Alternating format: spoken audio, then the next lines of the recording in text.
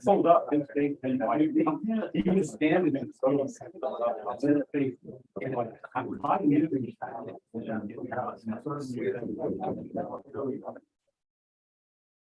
I'd like to call to order the town council meeting, May 22nd, 2023. Can everybody hear me? The mic's on? Yep. All right, thank you. Debbie, you want to call the roll, please? Sure. Councilmember Brockmeyer. Here. Councilmember Berger. Present. Councilmember Holdren. Present. Councilmember Marino. Present. Councilmember Knott. Here. Councilmember Oswald. Present. Form is established. I'm here. Oh, sorry, Mayor Fox. That's two in a row.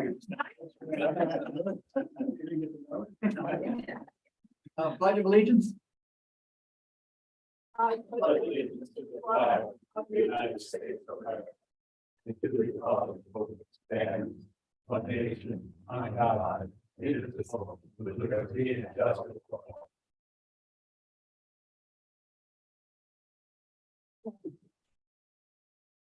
A couple housekeeping items. If you want to speak not at the public hearings, I don't need you to sign up for those, but if you want to speak at the public comment, could you please sign up for us back there? Thank you. Also turn your cell phones off, and if you can't hear us, let us know, please. All right. Okay. We need to approve the minutes from the April 24th, 2023 meeting. Has everybody had a chance to look at those? Do we have a motion to approve them? Let's make a motion first. I move that we accept the minutes Second, from the. I'll second. thank you. Okay, discussion? Yeah, Debbie, on page 2, it's a 6-inch tall fence, so the things are putting in instead of 6 foot. At the bottom. 2 dashes are. 1 dash is a foot. I don't know with the 6-inch. Yeah, they wouldn't need it. It would just be a trip hazard. Maybe keep a rabbit out. Any other corrections? On page 3, public comment. Is it Maurice Thomas or is it Sean Thomas? Sean Thomas. The restaurant is Maurice. Yeah. Thank you. Maybe Sean Maurice, but anyway. Maurice is the parrot. Any other corrections? Didn't know that. No. Trixie. Thank you. All right, do we have all in favor of the minutes as approved, as corrected? Opposed? Thank you. Okay, we have 4 public hearings scheduled, so we're going to take them one at a time. The first public hearing is for a homestay at 102 Market Street. I'm going to open this public hearing, and then Matt, can you give us the details on this one, please? Sure, this is one of the applications that's taking advantage of the ordinance that allows the current owner and the prospective buyer, it's contingent sale, to apply together. So that's what this is. The property is more than 200 feet from its nearest. There is no other, this person may be moving to town if the deal goes through. They don't own anything else in town. They've met all the other requirements. They've got 7 bedrooms. They're only looking for 10 guests. So they've got plenty of space. It's a deep lot. They've got adequate off-street parking. And they've got 2.5 baths, which is where they came up with the 10 guests. So they've got plenty of room. They've got plenty of parking. They're more than 200 feet away And the planning commission reviewed the application and they didn't have any issues with it. Is there any public comment on this application? No public comment. Does everybody know where 102 Market Street is? Yeah, okay. All right, I'm going to close the public hearing on 102 Market Street. Okay, council discussion. Stephen Evans, the current owner or the prospective owner? Perspective. And do they, I saw that it was 10 guests and that's the. Does that lock them into that because they have room for 14, which is, seems to be the norm on, Yeah, permit allows for up to 10. so their permit will only allow 10. That's what the motion, my recommended motion would say that, yes. What about parking itself going to be, has to be off street? And it's be off street and they've got plenty, they have a deep lot with no issues. So they're not going to tell people not to park on the street. It's on Market Street, so there's nothing marked there anyway. Okay, all right. So the limitation is their own or ours? Well, the limitation would be hours because the permit would be issued for up to 10 guests. Okay. I'm just saying that because on every other one, it seems to be 2 guests per bedroom. That's And that's- normally what we do, but this Right. one was a bathroom issue. Oh, okay. Okay, Is it has it been a homestay before? Or it's been It was a, a boarding house. It was a homestay before the current owner. So, right, yes, right, that's, I'm right, thinking of the same property. Okay. yeah, you are thinking of the same. All right, okay. All right, any further discussion on this from council? Do we want to vote? Do we have a motion on this matter? I move we accept the application for the 102 Market Street Grant them a special, homestay. Granted, grant them a special use. granted a special use permit. Thank you. Is there a second to that motion? Okay. Any further discussion on that? All in favor? Aye. All opposed? Carried unanimously. Okay. Okay, the second homestay application is for 2 Waple Street. Gonna open the public hearing for 2 Waple Street. Matt, you want the same thing again? Sure, Sharon lives there. She's lived here a long time. She loves her house. She took a position across the bay, but she doesn't want to sell her house because she wants to come back here. So until she's able to do that, she just simply wants to be able to cover her mortgage. The property is well away from any other Airbnb. The nearest one is at 60 Kerr. She has a local and very close by property manager. It's right up the street. She's spoken with all of her neighbors. And she's only allowing 4 guests and she has adequate parking on the side and behind. And planning commission reviewed the application with many issues. Is there any public comment or about this one, or is Sharon here? Okay, didn't ask if any public comment on this at all? Okay, we're gonna close the public hearing on the application for 2 Waple Street. Council, do we have a, I move we grant a special use permit application for 2 Waple Street. second? I'll second. Any discussion on this? Just a Yes. question. Sorry, George, go ahead. All 3 of these homestays have neighbors been notified, and did you receive any response from neighbors? Yes, to your answer, everybody got a hand delivered notice about the application and the hearing tonight. And on the 3rd, I do have an email from a neighbor. Thank you. Is there a reason why we didn't have a map for this one? I looked it up and I see where it is, but No good reason, no. okay. Just trying to isolate its little spot. Yeah, if you drove back there, Right, yeah, the street. it's very, you know where it is? Yeah. Yeah, okay. Yeah. I do now. Well, yeah, I did, yeah. It's definitely kind of up back there by itself. There's like 3 houses on that street, I think, and it's the end. Or, yeah. It's the first house in Yeah, Goldie. plenty, yeah. And there's like a driveway that goes right, plenty parking right next to it on the right. Giant property. All right, any more discussion? All in favor? Aye. Opposed? Carries unanimously. Okay. All right, the third public hearing is for a homestay at 7 Lake Street. going to open the public hearing for that. Matt, give us some Sure. details on that, please. Yeah, sorry. One thing I wanted to make sure of is that not too long ago, you all approved an Airbnb at number 12 Lake Street. That was the one that had some confusion on the vote. And, okay, when that confusion happened, he put the house on the market and it sold. There, so now there's no Airbnb on Lake Street, because a permit does not transfer with sale. Okay, And the person who's living in number 12 is very happy. okay, So, thank you. number 7 Lake Street is a house that if anybody's driven down there, you'll know is under great renovation. I mean, it was a mess before.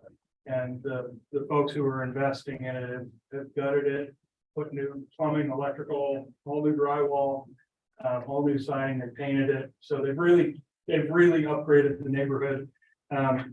They're looking to do this Airbnb. They have a local property manager named Nishana. They're going to allow up to 8 guests because there are 4 bedrooms in there. There's no issues with off-street parking. They have a nice deep lot and a driveway, so they'll be able to accommodate that. Planning Commission reviewed it and didn't see any issues with this. One thing Joy brought up is that the LLC's name, the members weren't listed. I'll make sure I call them tomorrow and get the names listed, and if there's any duplicate ownership in town, I'll surely let you know, but I can almost guarantee that would not be the case. Any public comment on this one? Yes. I can answer if you need the owner's name. Yes, can you- Okay, it's on my NKM Properties. Yeah. It's Kevin and Lashana Morgan are the principals in that company. Okay, and we said it was 4 bedrooms, it's actually 5 and 4.5 baths.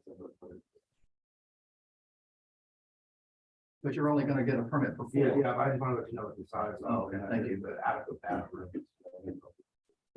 Is there any public comment on this? All right, Let me chime in. I've got the one email. oh, that's right, of course, yeah. Yeah, from Mr. Custis across the street. He said, "Good afternoon. My house is directly across from the proposed Airbnb on Lake Street. We are opposed to this home being an Airbnb for numerous reasons." Signed, Dennis Custis. Okay, Stated no reasons.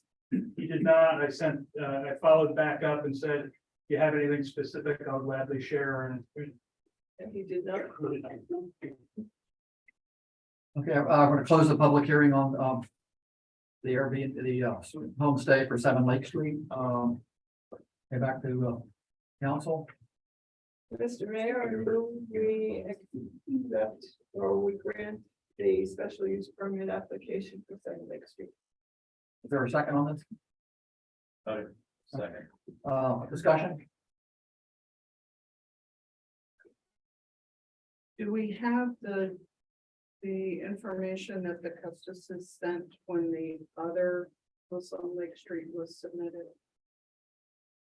Doesn't, I don't know, to be honest with you. Well, if it's closer than that one, I would think that the same concerns would carry over.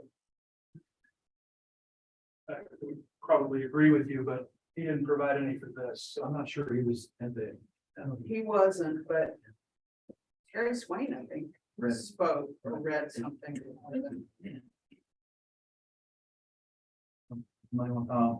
Any other discussion? Call for the vote, all in favor? Opposed?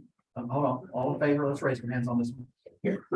1, 2, 3, 4, all opposed? 2, that carries 4-2.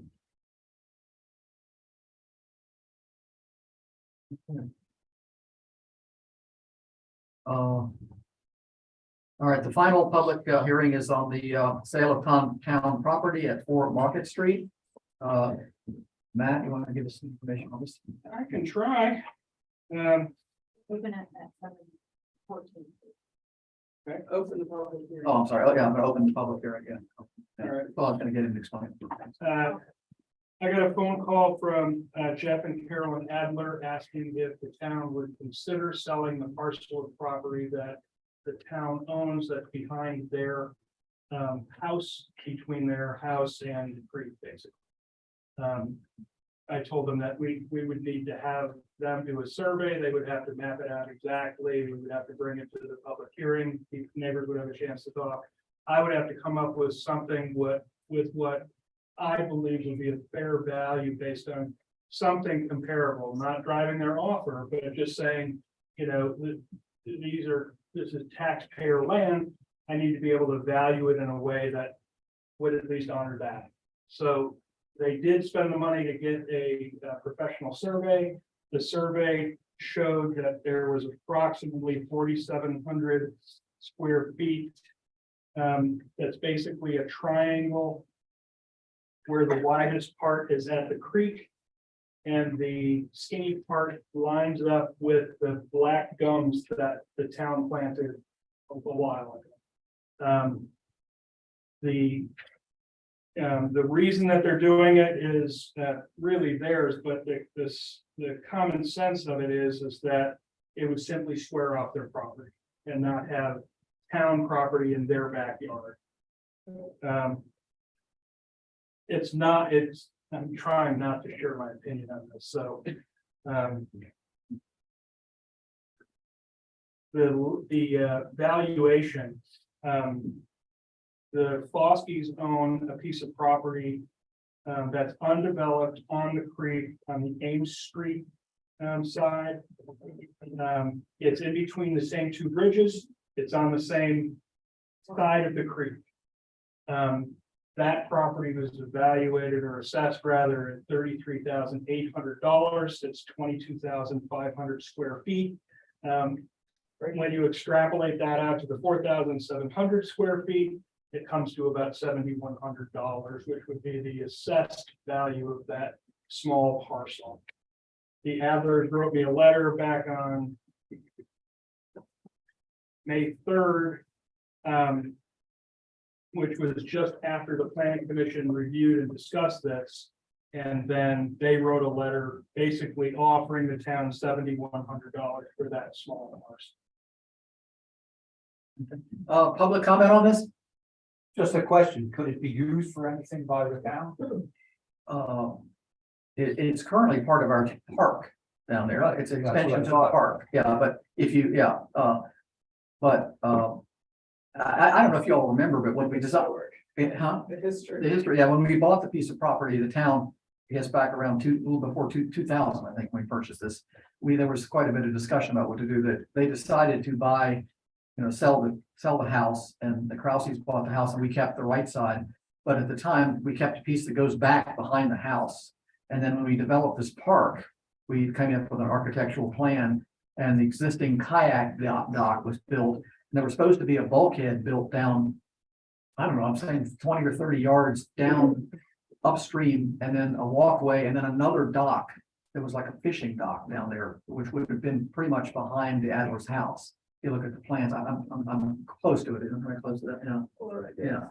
Anyway, we ran out of money. We didn't have enough money to even come close to doing that after we built the kayak dock, so we gave up on that.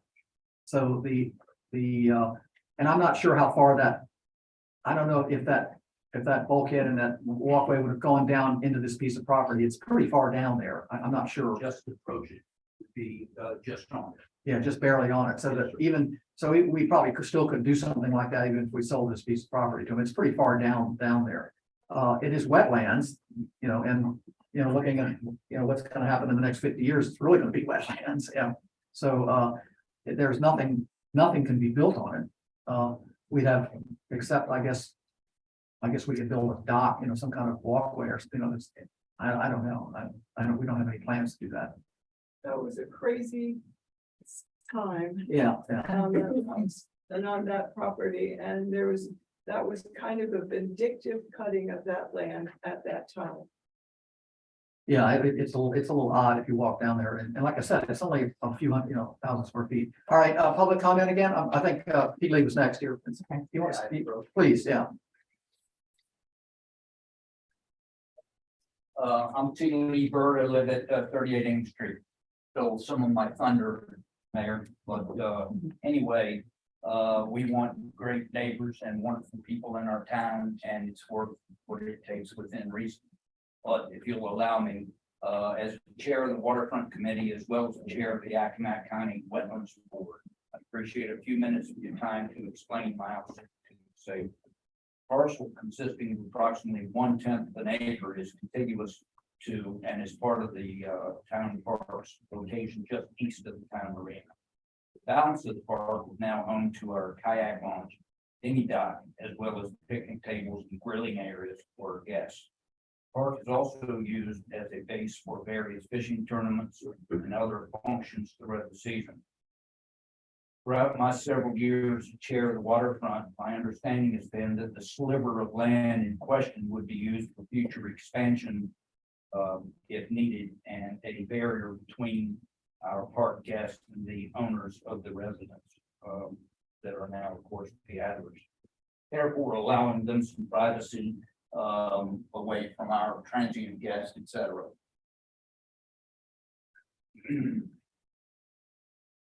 From a wetlands perspective, there are more vegetated wetlands in and around this parcel than in any other part of our marina, making it an important barrier for minimal tidal rise. One small thing, some of you will remember this, about a couple of years ago, we were invited, I was involved with the RAP group that came over from several professors from various colleges around the state, as well as an engineer from Clark Nexum. Spent a lot of time at the marina with Clark Nexum representatives, and kind of a laugher, but as a long-term fix for when we start being flooded more than we are now. He has engineered some removable portions that go around all the way from the Historical Society around Uran, all the way over and to the bottom of our property line, right where we're talking about now. And they would be removable sections, if you will, like garage doors that we put in at one at a time. It's a lot of money, it's almost a laugher, but who knows down the road. But it was to extend all the way over to our property line. In closing, I can't see an upside by selling 1/10 of an acre for a minimal price and possibly upsetting our wonderful new residents as we get closer. If that's the case, where the line is in the flat gums, it probably will not. But wouldn't want to be so close with our guests. We've had clubs in. We've asked them not to put their tents up over by the harbor master facility where you can't get anybody around there. We've asked them to go over in our park. They set up tents, they have a few cocktails and that's it. So anyway, we just want good residents, good neighbors, and you do what you think is best. Thank you. Can I ask you a question? Absolutely. please? How much use do you think that area has had so far? Very little. Okay. Very little. Yeah, so, yeah, It's even hard to mow it at a certain time now. right, No question about that.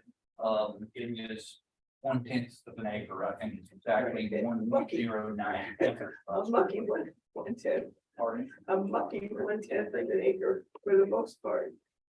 That's all I But have. it, okay. My Anybody have? thinking is that you're right behind somebody's house because it was divided a long time ago. Let's talk about that. Let's talk about that. I would bring that up. That we were, the part I was going to say, we were in fact, in those days, going to have another dock down Yeah, that's there. what I'm. Way short of money, couldn't even think about it, but who knows what's gonna happen in the future. Other public comment, I think. Bigfoot. Hi, I'm Rose here in Poplar. I live on Holly Street. A couple of years ago, I bought the lot next to me on Johnson Street. And I think I paid 42,000 for it, but I know that my assessment on that lot for purposes of taxation is about 31,000. So I think that everybody realizes that the assessment really doesn't bear, it bears relation to the market value, but it is not the market value. So, you'll make whatever decision you'll make about selling the land, and I realize why the neighbors want it, and I realize the consideration about the wetlands. But I think if the property is being sold by the town, that instead of trying to come up with your own computation for figuring out the value, just hire a real estate appraiser, get an actual valuation on it. Land is priced differently depending upon where it's located and, whether how desirable it is. That's all. Thank you. Other public comment? Anybody over here? I can't see you. You'll recognize. Oh, else.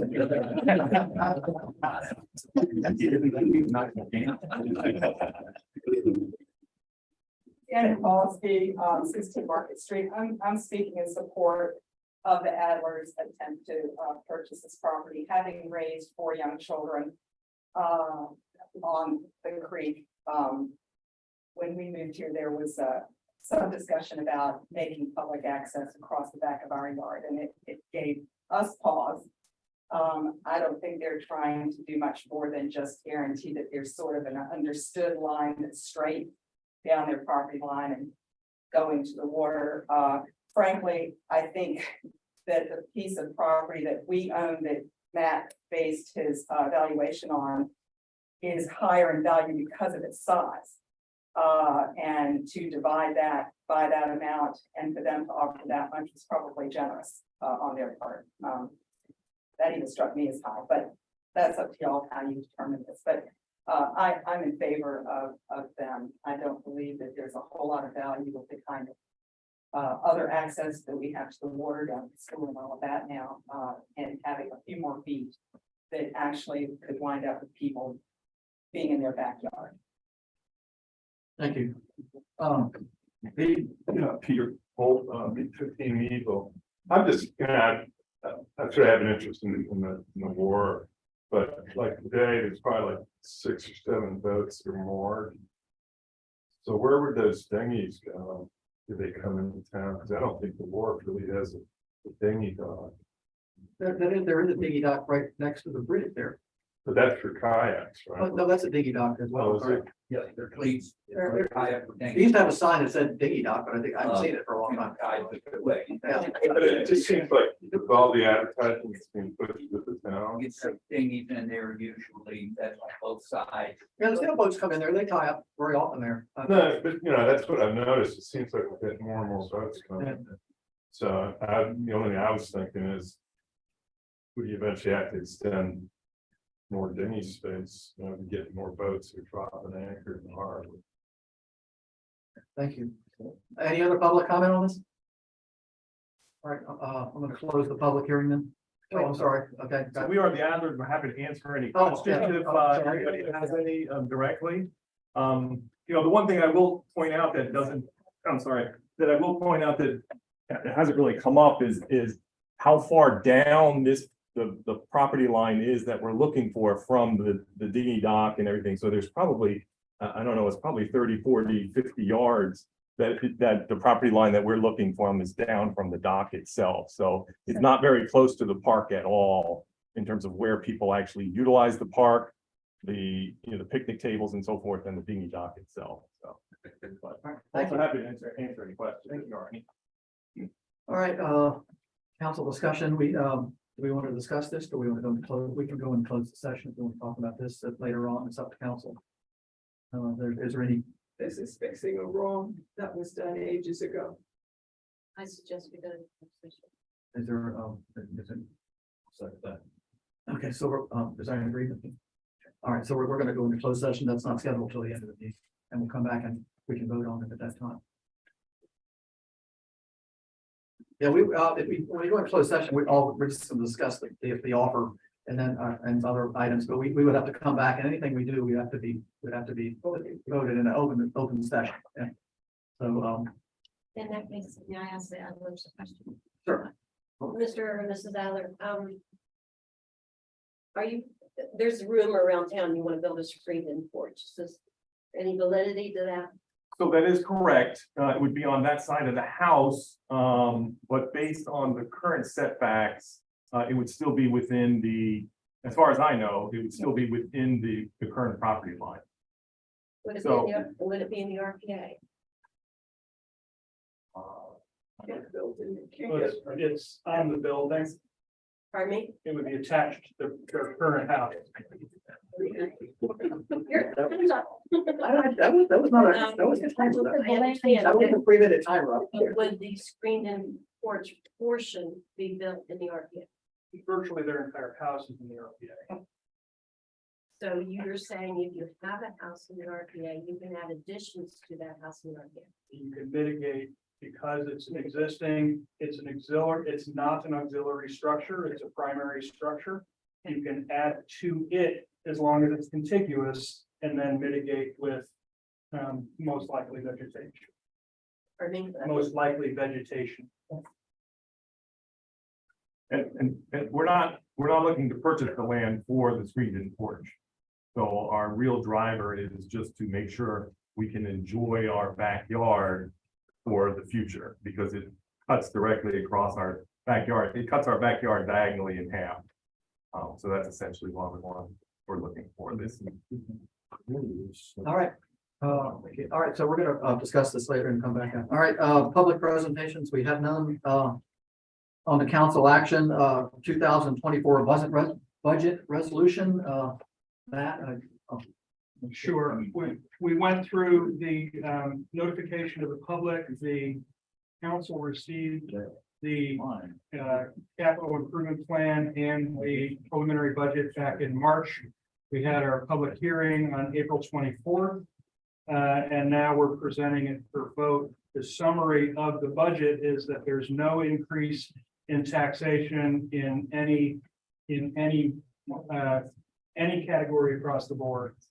Our water rates remain the same, except for in the second volume down, or the second tier down, we actually reduced our water rate by 11%. The budget has been in balance since we first spoke about it.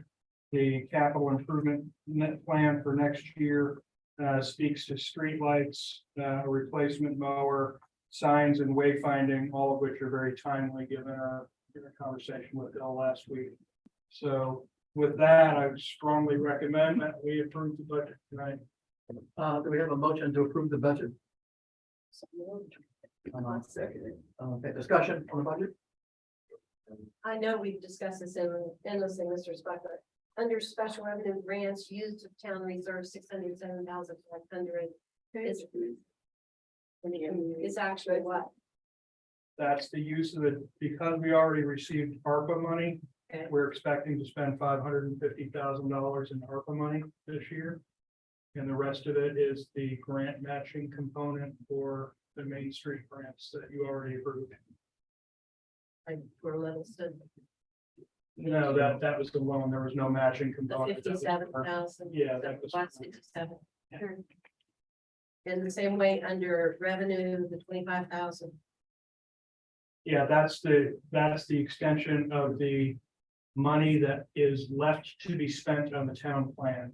We budgeted 85,000 for that, and I don't believe that we'll spend it all by June 30th, so that 25 will kick over to next year. So basically, none of this is coming out of capital reserve. No, Right. This morning I heard for the first time the mosquito truck going around. Thank you. I had inquired it about wasn't that. me driving it. I had inquired about that starting earlier. Did that start at this time due to any budget restriction, or was that some sort of other logistical reason? Ambient temperature has been above 65 degrees yet. Even though mosquitoes are, That's it. Out in the rest. The rule, the basic general rule is that they become quite active at 65 and above degrees, so we started now. okay, Reality sets into. yeah, our budget accounts for sufficient accommodation for mosquito spraying. Yes, it does, Okay. but we're, costs are going up everywhere. Any other questions on the budget? Yeah. Just on page 29, I was curious why the person to sign it is Oh, yeah. the mayor instead of the mayor. Yes, we signed it last year. Ah, Ah, all right. Thank you. I actually saw that event. I wasn't gonna bring it up. All right. that had me scratching my head. Thank you for the explanation. No worries. All right, let's have a roll call vote on this. It's a resolution. Yeah. Councilmember Brockmeyer. Aye. Councilmember Berger. Aye. Councilmember Holdren. Aye. Councilmember Marino. Aye. Councilmember Knox, Aye. Councilmember Oswald. Thank you. Okay, it carries. All right. We have a budget. All right.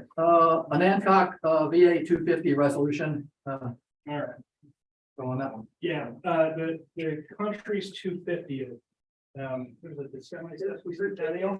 Semi-quin, Semi-quintennial. semi-quincentennial, All but right, Virginia's. half of 500. y'all got that? Okay. All right. So, this event for the country is being treated as large as the inauguration. If you remember the tall ships coming back, and, then that's also part of this. So we're part of Virginia's Sail 250, which is going to bring a tall ship up creek, in June, right around Juneteenth, 2026. But this resolution allows us to apply for grants for events for that period. So that's why you're doing this, is so that we can apply for state and federal grants to receive funds for an event for 2026. Sounds like a no-brainer there. Pretty much it's. Okay, is there any questions about this? We have a motion to, second, Second. And just a comment, I know that the museum network that includes Carr Place, Barrier Island Center, museums up and down the shore have been working on this already for a while. And Northampton County has a pretty active group. I think there's something defined in Accomack County, but I don't know how much it has been doing.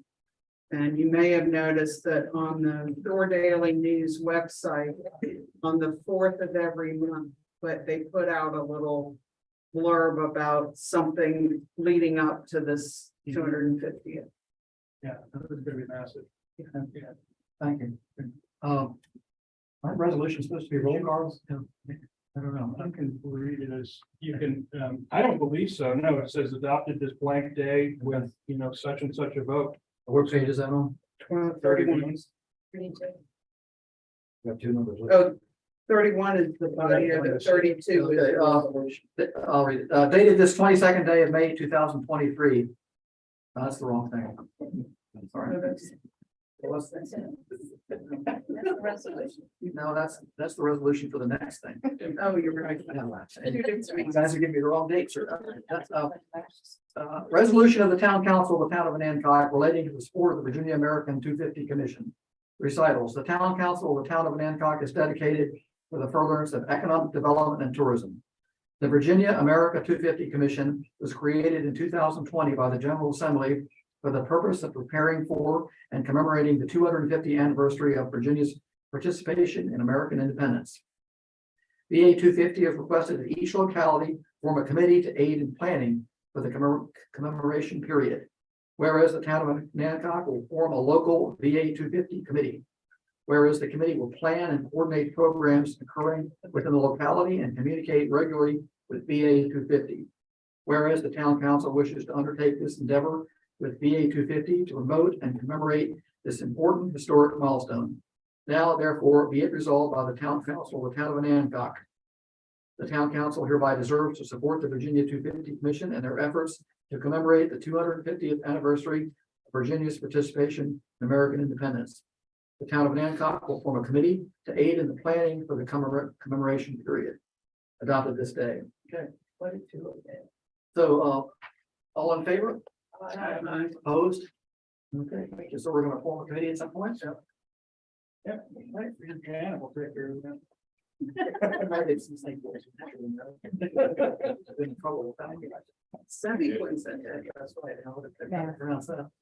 All right, the last council action is the DHCD IFR loan. Guess Main Street's doing that, or are you gonna? Well, they're filling out the application, but it's the town's application. Okay, all If you remember the Lewiston building, the concept is this, that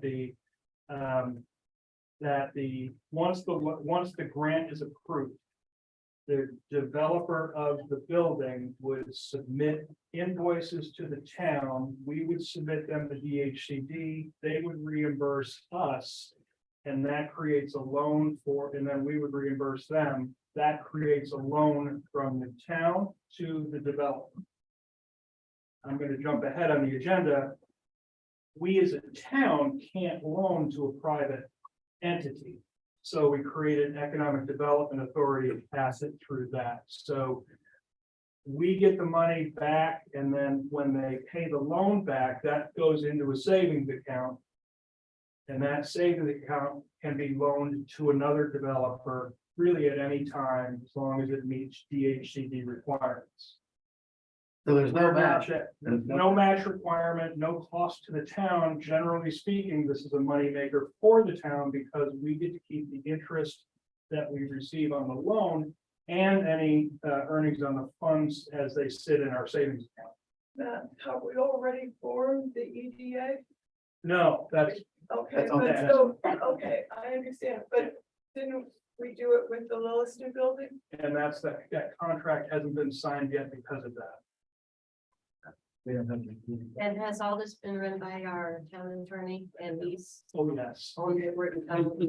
totally, yes, Okay, so Lewiston will follow these ODEA guidelines.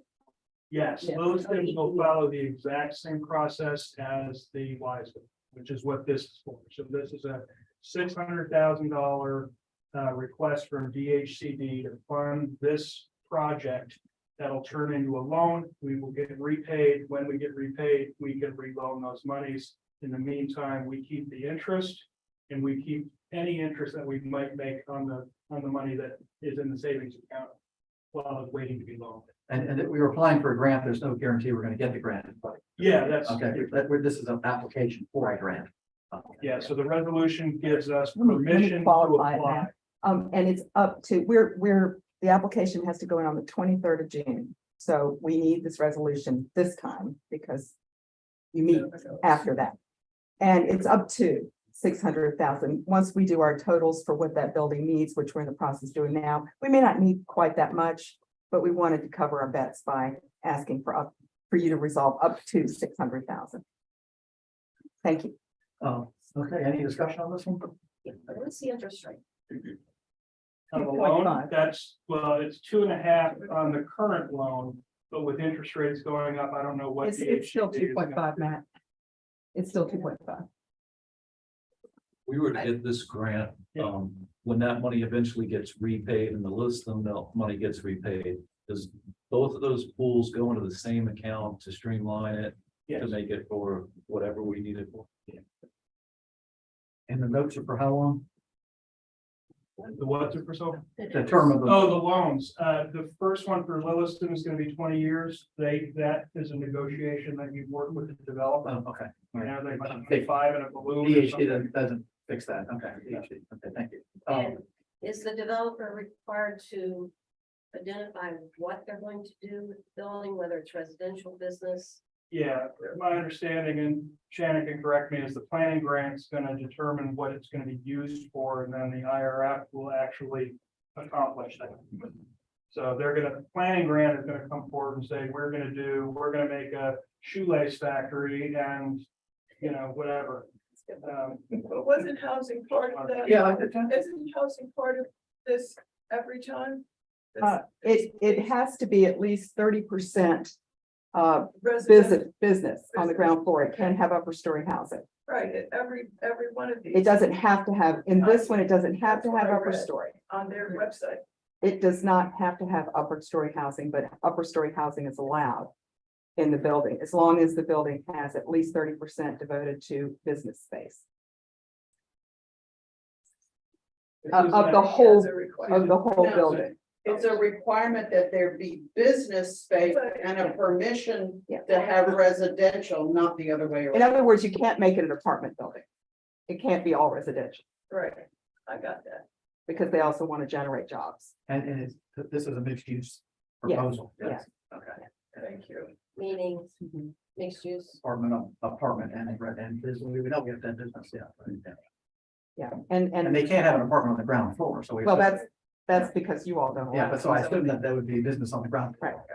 Have to be done. So a question that if the costs come in at more than what the grant comes in for this second IRF request, Well, that's why our estimates right now are looking somewhere between 450 and 500. I bumped it up to 6 because we hadn't finished our totals.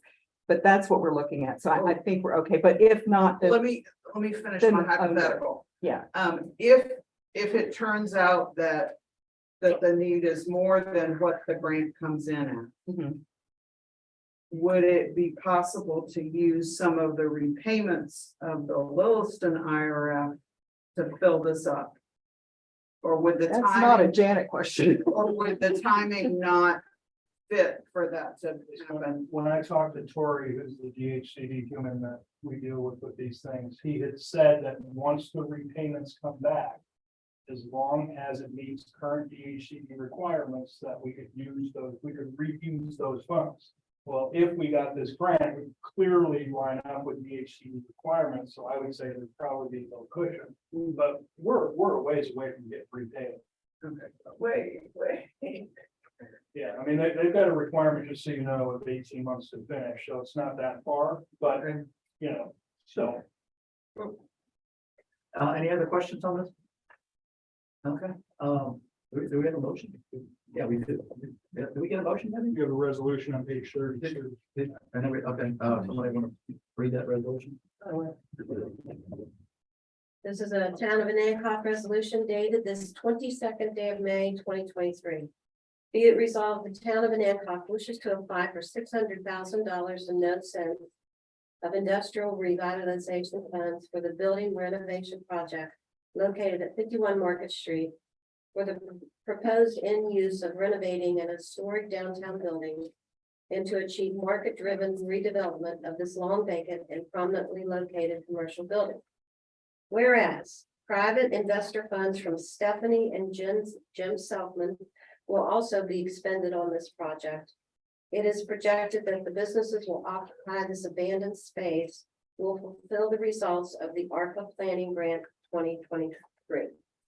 Be it further resolved that Matthew Spuck, Town Manager, is hereby authorized to sign and submit appropriate documents for the submittal of this industrial revitalization fund proposal, and the Town of Anacog Economic Development Authority shall serve as the administering agency. Now I have a question.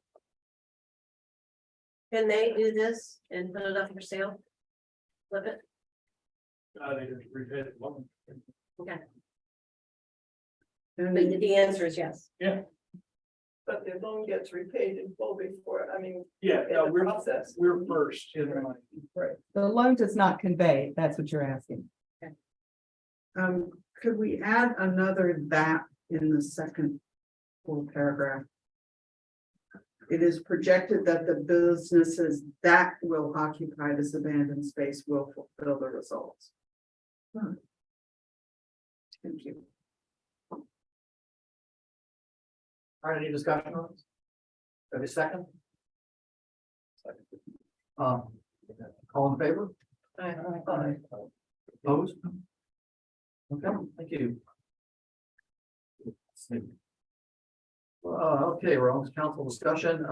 Now this is kind of a continuation of what we were just talking about. Economic Development Authority.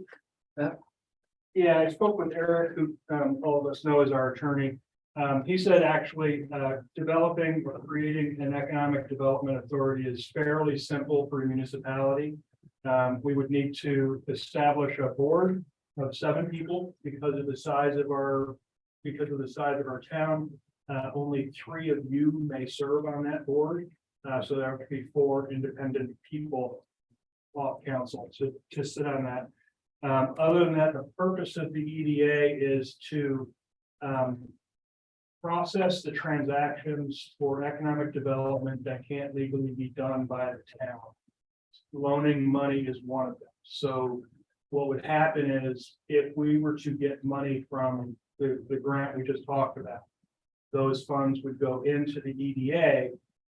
Then the EDA would write the check to the developer, and then they would repay the loan to the EDA. And that would be the thing. Now, just to be very, very clear, this EDA would be on our books.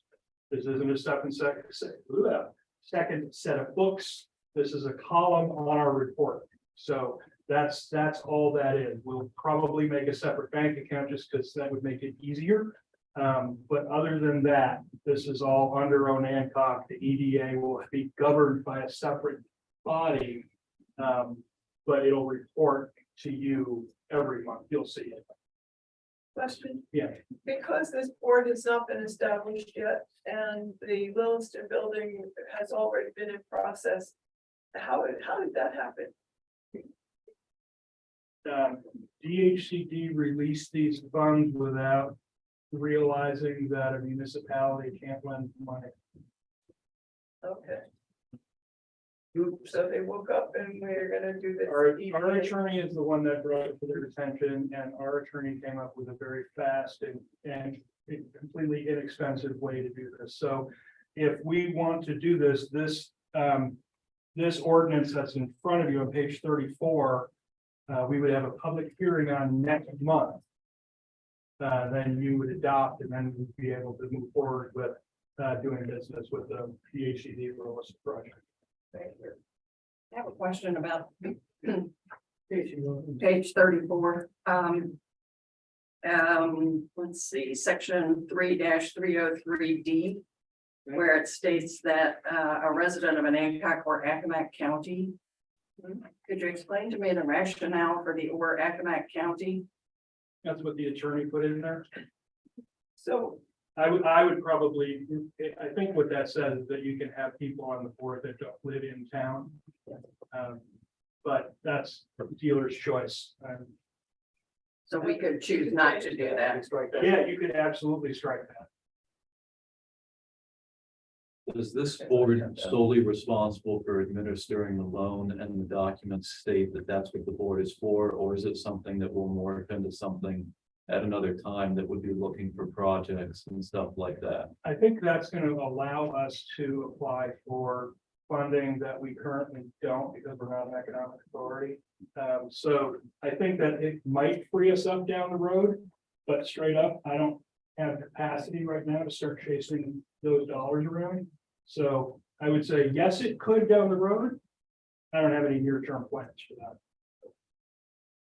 Matt, did the attorney give you any idea of any liability these board members might have? Or are they insured by the They're- town or? Yep, they're covered under the governance policy for all of you folks.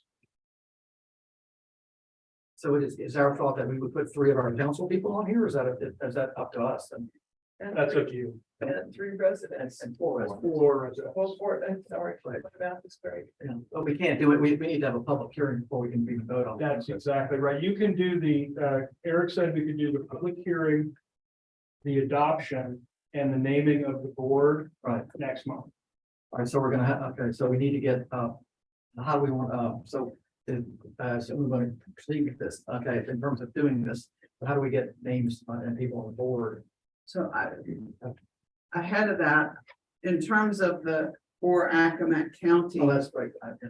I mean, the people who have an interest in what happens in and to the town of Anacog are not only the people who live within the town limits. So I would agree with the flexibility that the attorney has suggested in the language that he provided. I can see that there might be people living outside of town who had some special expertise that could be valuable on such a board. But I wanted to understand that and discuss it. Do you have something specific in mind? I don't, but for instance, I know that the tree board, which is much smaller potatoes in terms of the finances, but there are people on the tree board who are not town residents. There may be on the waterfront committee or I don't know, or in the past Not have about been. all the time, but we had road sanitation group, they were not all in the town. Yeah, that was, yeah, we needed expertise in certain areas we didn't have. at present. So that, just an observation that we may be limiting ourselves too much.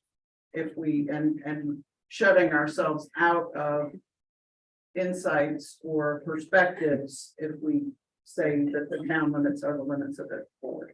And we can always leave it in for public comment to hear if the Yeah. public has a preference.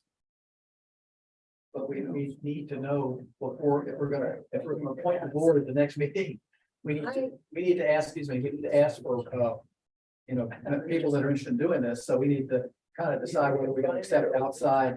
People outside the town if they're even interested, if we're gonna appoint a board at the next meeting. I thought we were gonna adopt this at the next meeting. The whole thing is what Matt just said, adopt it and name the people and install it. Yeah, yeah, I mean, we don't have, we kind of need to move on this because they're waiting at Jules and do, correct? Is there a way to move forward with this and keep it solely for administering the loan and some restrictive language to then be able to expand the responsibilities later on beyond that? Once we more fully understand what's in front of us? The only definition in here for the authority means the Economic Development Authority of the town of Hancock. It doesn't say that it's only for a specific purpose. What you could do is create a short set of bylaws. And then you could, in those bylaws, you could say that, you know, at no time would you have anyone less than a quorum outside of the town. That way you can get the outside expertise, but you always have a quorum with town taxpayers, something like that. My concern is that we're putting something in place that we need for this specific project, but we haven't fully flushed out all of what it can cover, and then putting a board in charge of that without fully understanding that is my only concern. We're gonna have horses. All right, let me run that one past and see if we can vote on next time. Well, we still, we're not gonna vote on anything tonight, correct? No, that's not, no. So you got a month to Yeah. figure out what we need, yeah. That's a good question. We can figure that out. And then we can, I guess we can ask for people, if people are interested. Not gonna hurt to ask for interest for people and. Get a list. I would get your 7. Yeah, so if anybody, we don't have to, we can just talk among ourselves, or we can vote on ourselves the next meeting for the council representatives. But for the public, I guess we need to put it out there that we're looking Put it up on the website. up on the website, and for now, we can advertise everywhere, I guess. I'm sorry.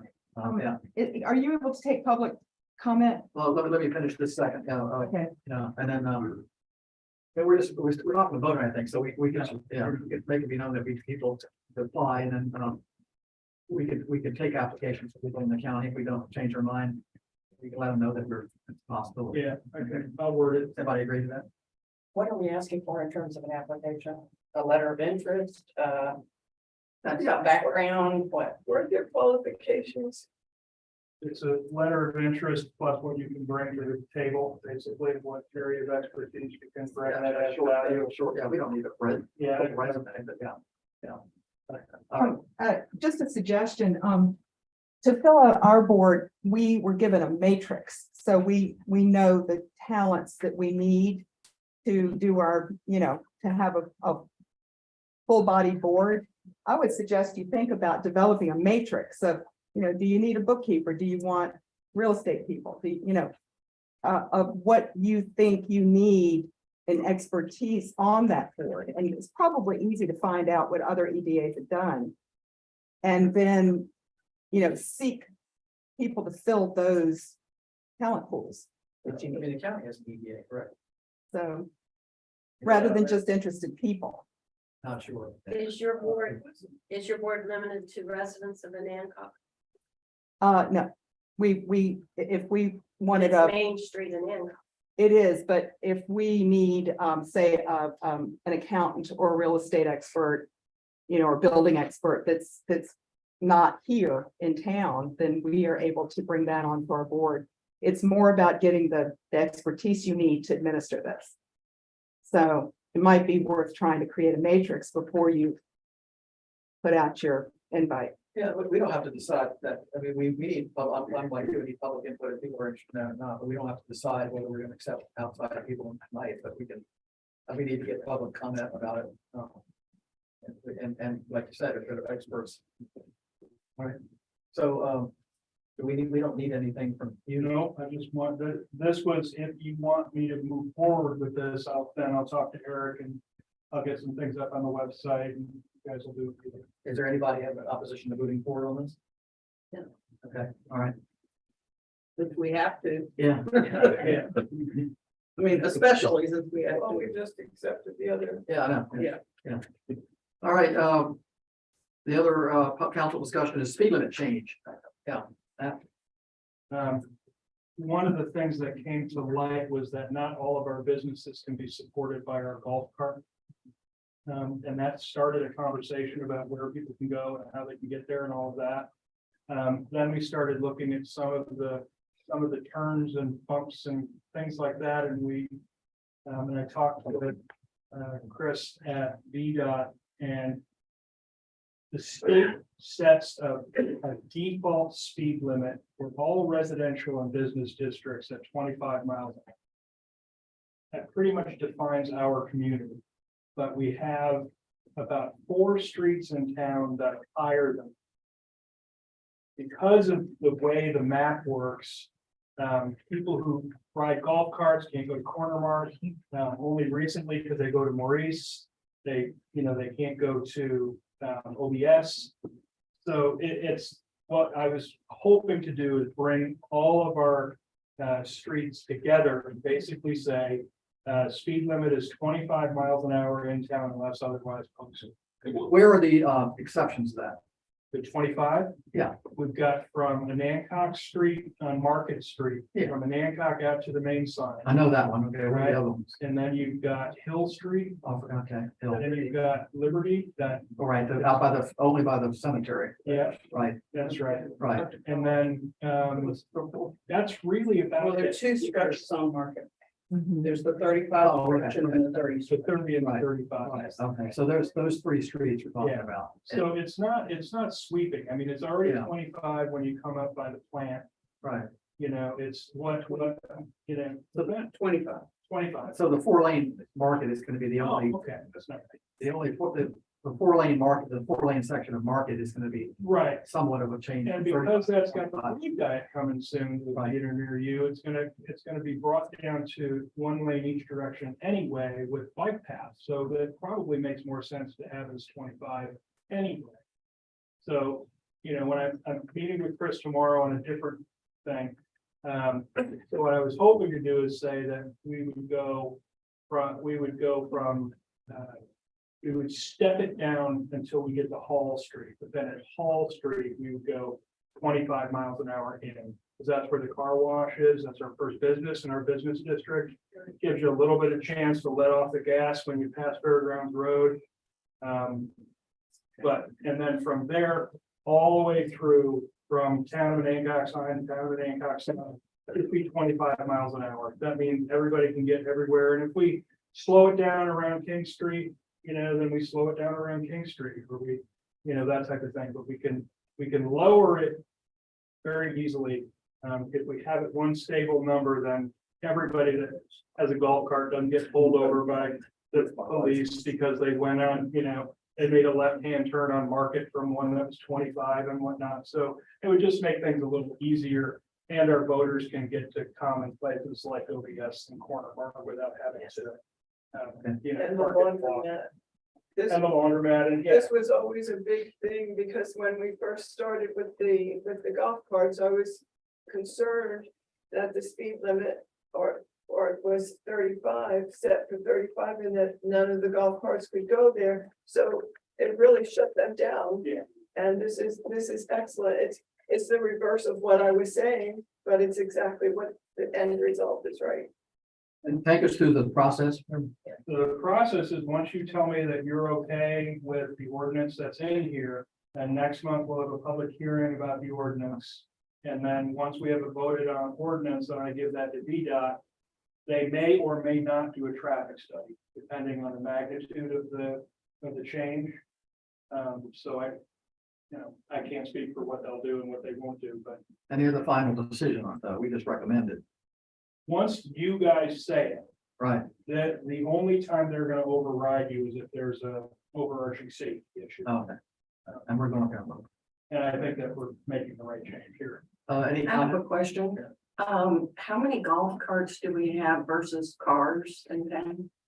I have absolutely no idea. I It think seems that we're making a change specifically for golf carts, which I would guess are a small proportion of the vehicles on the road. they are.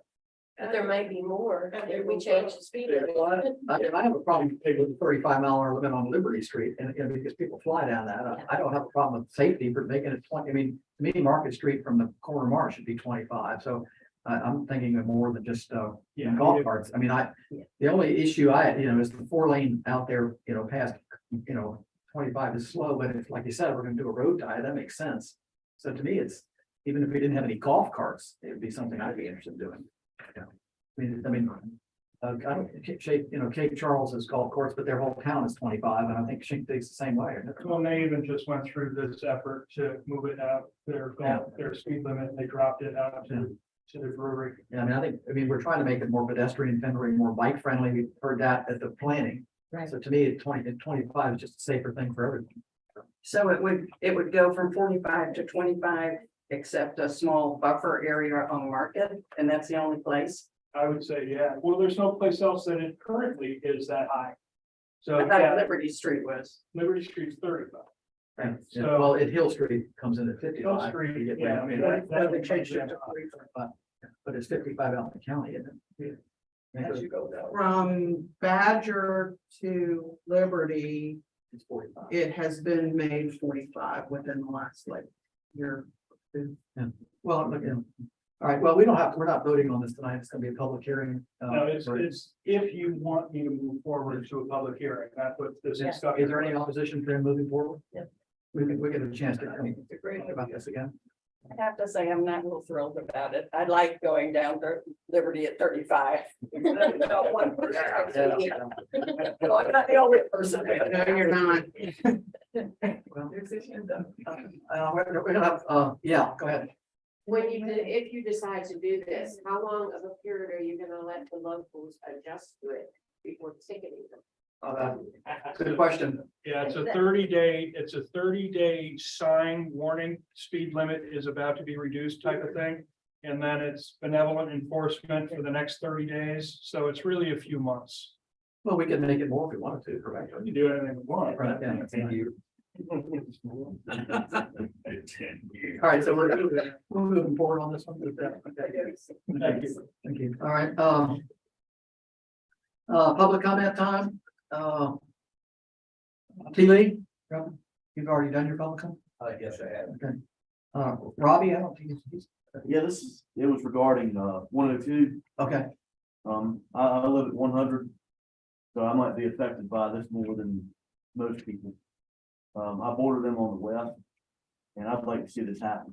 I'm in favor of what. We've already voted on it. It's already been done. It's already been Yeah. a done deal. Yeah, that was Thank last you. time. Thank you. All right, ER Custis, is ER still here? Yeah, he left. Yeah, okay, oh.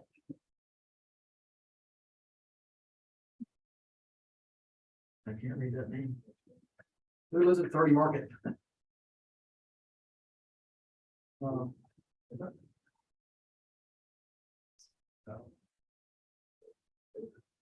That's a, maybe, no, that's.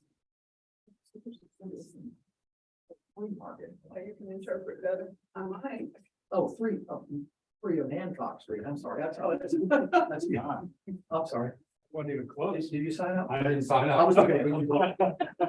Maybe somebody signed me. I can always talk about something. Maybe Casey Greer. Yeah.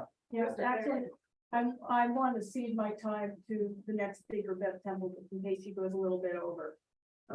Don't do that. Well, Yeah. she needs a chance to, some people don't talk as fast as other people, and I think we need to be sympathetic to that. I'm still trying to, I don't know who that person was. No, I have a comment on the sign-up sheet versus the attendance sheet. This is, There's some confusion about that, and people sign up for the wrong sheet. So maybe we could just highlight. There's two different sheets. It says. Yeah, but they're not. well, I'm gonna ask for And it says- a comment at the end. I'm not gonna cut that. Okay, so Beth Temple, Beth. I get piece of chat.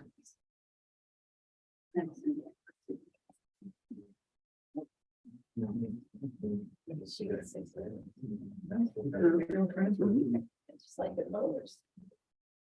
We don't call it Hey, everybody, good evening. Karen Vosky, members of the council. Manager Stock It's nice to be here with you again this evening. I think the last time I was here, Beth, yes. I cannot hear you. That's- You're doing great. Okay, stop the clock. Okay, y'all. The last time I was here with you, I believe I talked about my feeling that the issue of the proposed structure at the school be separate from what was needed to maintain the school and to maintain it as an arts center, maintain it as a community center, and to with the love and respect it deserves as one of the significant pieces in the landscape of our town. So interestingly, I have been doing some thinking about perhaps a third point or a third way we could start to look at the resource that we have and how we might want to handle it. And that's what I wanted to tell you about tonight. I will be brief and I will be quick, so I'll do the best I can, guys. What I've been thinking about is this. A third possibility for the asset of the school and its grounds. And I'm proposing the creation of Onioncock Commons at historic Onioncock School. And when let me talk about commons here a little bit, and I'm going to reference Boston Commons because for a couple reasons. One, I know it, and two, many of you probably know it as well. So you have something in your mind about what a commons is. Definitionally, if that's a word, a common makes cultural and natural resources area, the natural and resources area of a designated space fully accessible to all the members of the community, in which each stakeholder has a common interest. It is managed for community benefit. Commons have a really long history. They started in Europe, probably back in the 1500s, maybe earlier. And given the fact that our first settlers in New England were from Europe, from England, they brought the concept of a common with them. And the first Governor Winthrop, thought it was important enough to have a commons in what was to become Boston, that he provided for the purchase of 44 acres to begin to achieve that. Later on, 6 acres were purchased to give them 50 acres, which is what Boston Commons is today. It has remained the same as far as the footprint of the commons is concerned. How it worked, and I thought this is a little interesting. Of course, the first thing that comes out of common is the cows. And then they went on to drilling of soldiers. And then they went on to execution grounds, which I thought was interesting. I'm not proposing that. And then finally, what we see and what we know right now, which is a public gathering and parkland. There's also, interestingly, there's a cemetery on the grounds of Boston Common as well. Already existing grounds of historic Onioncock School contains the following: the cottage, which has been renovated to provide a small event space and a classroom for art lessons, particularly lessons for kids, is presently unused. A fantastic playground, which is used and used and used. I didn't know what this was, a disc golf course, which I believe has to do with frisbees. Yeah. And They already have that. yes, I'm saying they have that. Your time is, I'm just telling you, you're way over 3 minutes already. Well, anyway, so that's what I'm advocating. Can you write, is it possible you could write this? I am right, that's exactly what I'm going Thank to you, yeah. suggest. I will write all of this for you Yeah, and for anyone else. And if anybody's interested in pursuing this, I would be more than delighted to work with you and talk with you. The other thing too is that I was going to mention, the great work that was done on the proposed guidelines for community states, because community states is part of the whole. part of the whole picture. Anyway, thanks for your time. I appreciate it. And you're gonna send this to, Yeah, I will. Yes, I will send it around to everyone. And since I couldn't cede my time, can I have my time back? sure, yeah, you're on the list there. Yeah, I am. And I just want to support what Bev was talking about and didn't get to fully develop for all of you. Because what's happening, what is sort of happening as a circumstance of the way that FOS developed, where the town handled it, the property with a lease, the way that board has operated, and the question of resources, is that you don't really have a there's never really been a comprehensive consideration of the site as a whole, right? It's been bits and pieces have been tackled with, let's have a playground. Okay, we have a great playground. Now we're gonna do this other structure. But, there hasn't been what I would regard as a real planning process that thinks of it as a commons or a campus, right, for the community. Instead, what's happened is it's been nibbled away by things that are worthwhile, but, it's been the kind of thing where the disc golf guy showed up and said, we'd like to have a disc golf course. Well, okay, that's fine, but what happened, it's not part of a larger plan for how the property is to be used. So what I'm calling for is whatever happens with the proposed structure, the property needs to be regarded in a more holistic kind of way. And that makes good sense right now, since the town is thinking about itself more holistically in terms of lighting, signage, bike lanes and all this kinds of stuff, that needs to be sort of folded into that. So. Thank you. Mark Sinclair.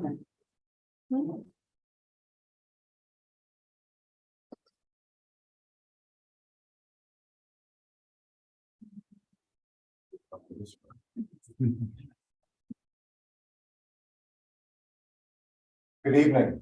My name is Mark Sinclair and I reside at 19142 Greenway Circle. I've attended numerous meetings regarding the school pavilion. When I first started looking into the issue, I truly believe the town council bore the majority of the responsibility for the failure to advise, update, and inform the citizens of their town about this project. Further investigation revealed failures on the part of the Friends of Anacog School as well. At this point, I believe they are equally responsible for how poorly this project has been managed.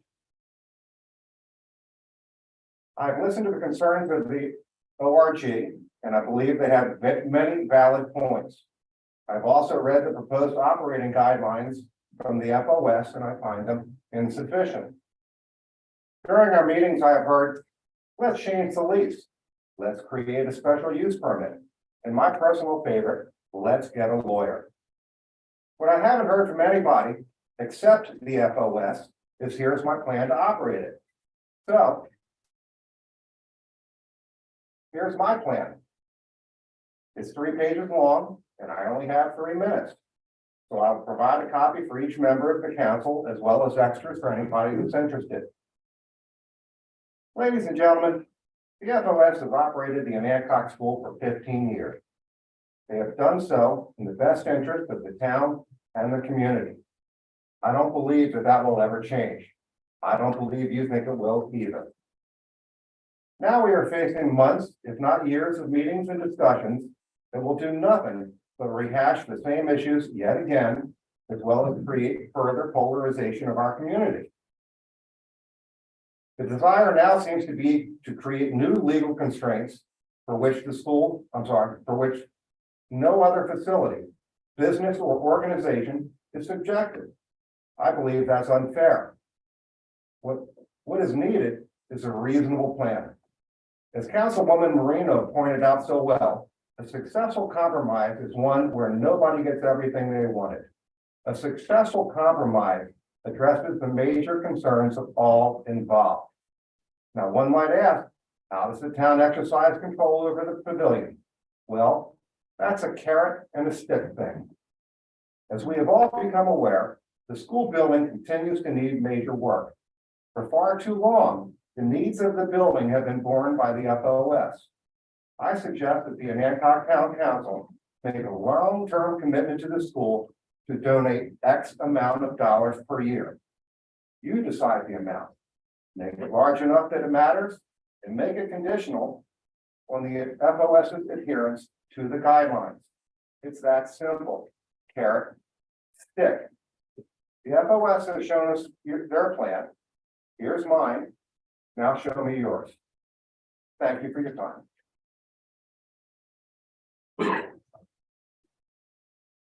Nancy, I could ask you to take one and pass one out. Thank you. Thank you.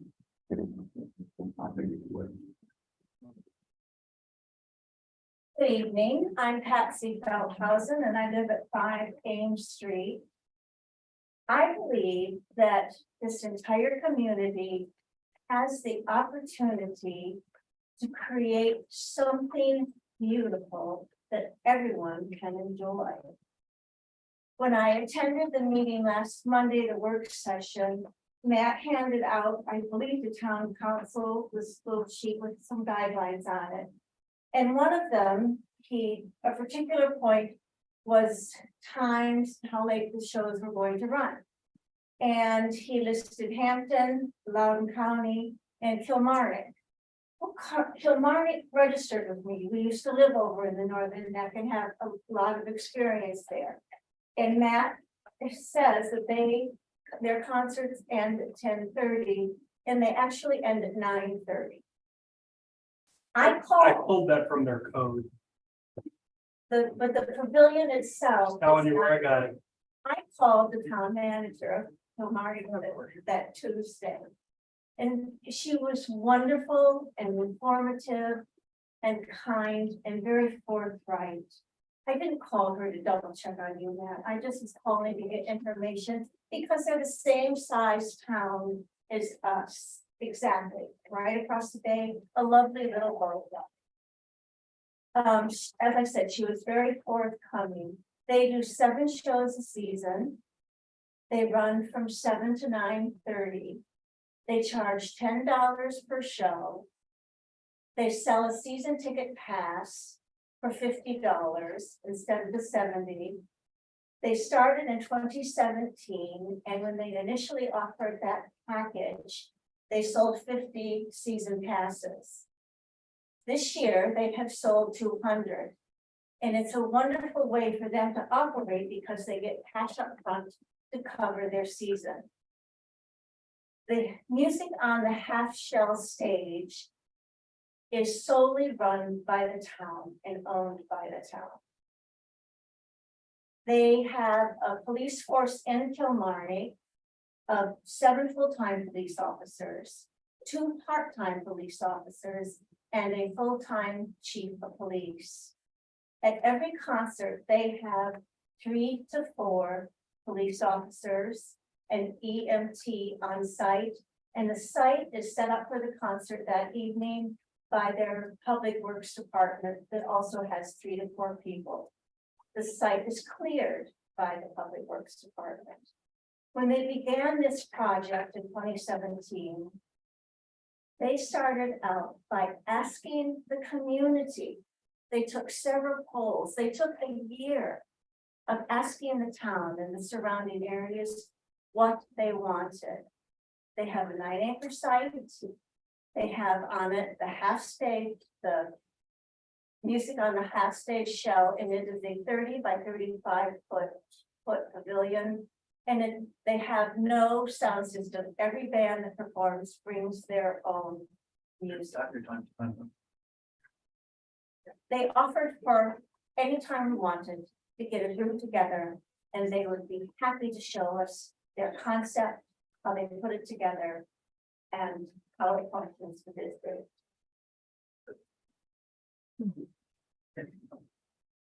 Ms. Feldhausen? Yes. Can I ask you a question? Did you ask the town manager about the size of their budget or their revenues? I did. May I continue? well, how big is the town, first of all? 1,400. Their median income is pretty much the same as ours, and the median home price is pretty much the same as ours.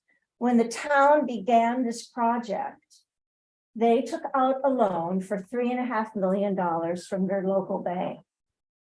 They refinanced it 2 years ago when before the rates went up. The town manages everything. There is no profit. They have been in existence since 2017, and this year they will break even. The concerts are very well attended. They're all groups from the state of Virginia. The alcohol, the beer and wine that is sold is purveyed by a local brewery and a local vineyard. And those entities get all the profit. None of that is split with the town at all. Exactly the same with their food trucks. They consider it an honor. The facility has beautiful bathrooms, which people comment on. They are immaculate, air-conditioned, lovely. One of the things they have in their park there for the children is a splash pad that is, people love it, the kids love it. They hired an architectural land company from Charlottesville to come out and look at the land and do an entire plan. There are trails. And they also hired an architect to design the structure. They have a pavilion that holds picnic tables that's open to anybody. And they do a wonderful little Christmas tour every year. Their season runs from Memorial Day, so this coming weekend they'll have a show. And then closes, they have one show in October out of the 7. Thank you. All right, Dr. Feldhausen.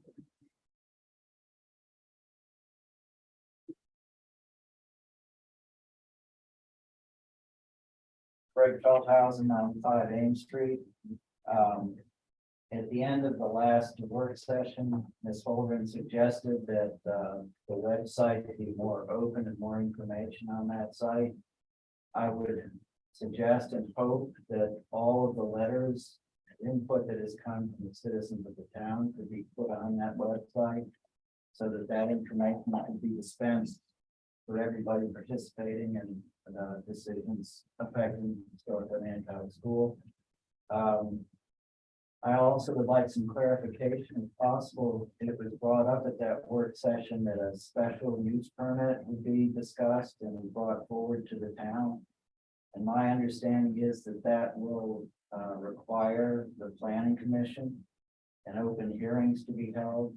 And then secondarily to that will be another open hearing where the town council will share their views and recommendations on guidelines for the school. And there was a mention of a 1 or a 2 year limit on that. 2 years is probably a good thing to give the school an opportunity to work through whatever project they may decide they want to do. And that's really all I fair to say. I want to thank everybody for bringing those things to the foreground so that everybody in the town can discuss them openly. And I really do hope that all of this can be an amiable solution in the long run. We just all need to talk about it fairly and open. That's all. Thank you. Any other public comment about any subject? Anybody miss sign up? You need to take a look again at that name you couldn't get, or did you figure it out? I think they would have, the next spoke up by now. Okay, all right, committee reports, personnel. Committee did not meet this one. Planning commission. We took a look at those homestay applications and we discussed their recommendations. Going forward, we're kind of looking at the residential zoning and ordinance and making sure that they're clear and streamlined. The ones that we just approved, as the planning commission, we look at them ahead of time and make a recommendation. Did the sale of town property come through planning commission? It was presented at that meeting, yes. Is there a vote taken? I don't, No. there was no vote taken at that meeting. I don't think they. Can I go back to personnel committee? I believe that we are waiting for the council to take up the new personnel policies. And to date, there's not been time on the agenda to put that on our agendas. I'm hopeful that maybe it will be on there in June. Maybe. Okay. It's been, I mean, the draft is been prepared for months and all we need is council time to discuss it. Waterfront TV, you're here? Waterfront Committee held a meeting Tuesday, May 9th, here, Chambers. First, the town manager's report, slip dredging is, coming along nicely. We have the permits. We're ready to go. We've been needing it for a long, long time, as you all well know that visit down there. Harbor Master is doing a great job. Positive report from all the transient guests, hadn't had one issue. Doing a great job. Charles, before we even interviewed him, made it extremely clear that he had a vacation plan for 4 days this past week. And that was part of his condition that when he took the job. So everyone from people in the Waterfront Committee, the mayor, Debbie, thank you. We had some outside help, did a great job, and it went like clockwork. So I appreciate, thank everyone that went down there and helped tied up boats and talked to the trade. Hours of operation, we are 8 to 4, and past Memorial Day will go to weekends, be extended till 8 to 6. Rate increase from $2 to $2.50 seems to be going along nicely. Had one complaint that I know about, and that was just somebody that just wanted it great. So I think it was a great idea, and thanks everybody. Thank you. Good job. Any questions for the waterfront? That's it for the committee reports. Mayor's report, I don't have too much to think. I'd like to thank the public and council for participating in the Hill Studio 2-day planning thing. I think it went really well. I think we had a lot of public input. If you weren't there, David said that it was the most public input he'd had in 30 some years of doing it. So yeah, I think it worked out very well. We're still looking at, they're not finished. We're gonna get, we're still waiting on their final thing, and then we're gonna go over everything, and the public will have a chance to look at what we're still doing. So it's a lot of, it's gonna take us probably years to implement all of this. Also, things coming up. I think there's a garden tour that the FOS is putting on, 2 weeks from a week from this Saturday. Yeah. June 3rd. June 3rd, yeah. Yeah, so there, if you want to get some tickets to that, it's a great opportunity to visit some little small gardens in Nancock and help support them, the school. And there will also be art league members painting on. Yeah, there's plein air stuff, correct, yeah. So that should be a fun day. I think it's Saturday, and there's a rain date, is correct, it's on Sunday? Sunday. Yeah, Sunday. So please get, help out with that. All right, that's about all I've got. Town manager report? You've got it in writing, but I've got a couple of quick updates from there. The street repairs, I know that there are potholes out there. I know there's some really good ones. The paver that we use for small repairs can't get asphalt out of Pocomoke yet. As soon as he can, he's going to come down and take care of those. So it's on the list, and as soon as it can get done, it'll get done. The Virginia Tourism Grant, one of the things that we've talked about is getting general maps, working with Shirley Deeds to put together one map that we can use for each function, trees, businesses, history, that type of thing, but one overlay that's going to work for everything. So that's taking place right now. And we've also got an app called Visit Widget. Not only is it fun to say, but it does what we wanted to do. When you can have an app on your phone, and then as you're walking by a building, you're like, oh, what is that? And boom, Cokesbury Church, and it tells the story of Cokesbury Church. And you can plan your itinerary for the day based on how far a walk it is, but it's in Hancock, so you'll be all right. Anyway, that part, so those are moving along. Before anything obviously goes to print, you guys will see drafts of everything and what we're thinking, but that's moving along well. The VDOT Ready Set Go TAP grant that we got already is allowing us to apply for the Transportation Alternatives Grant for the end of King Street. The sidewalk connection project is what you'll hear me starting to call it. the website project, we named our consultant and developer today, and they are gonna start working with us on taking the inventory of what we currently have and all of that stuff. So that's moving forward, and he understands the timeline. The police department renovation is nearing completion of the construction documents. The welcome center and public bathrooms, they were given to them last week, and they're gonna come down. Yep, soon, to do a site visit and make sure they've got everything well in hand. In the meantime, I'm gonna start looking for some commercial contractors that we can start inviting to bid, because I think that's gonna be our biggest problem. The Northeast Park, we as a community, meaning they selected the playground equipment that they want. It's been placed on order. We're all thoroughly excited. If anybody wants to see a picture of it, come back to my office at Jack there. That's looking at a lead time of 5 months. So we're looking at September, October installation. And yes, I paid for the installation. I'm not gonna, sit down there with a wrench in my hand. So, Concrete. oh man, yeah, you gotta see this thing. And then the security cameras, you're gonna see those folks in town on June 5th. We've got the lift, they're ready, the cameras are in hand, all of the internet is dealt with as best as I can possibly deal with in a rural area. So that's all coming. So you'll see them, and I think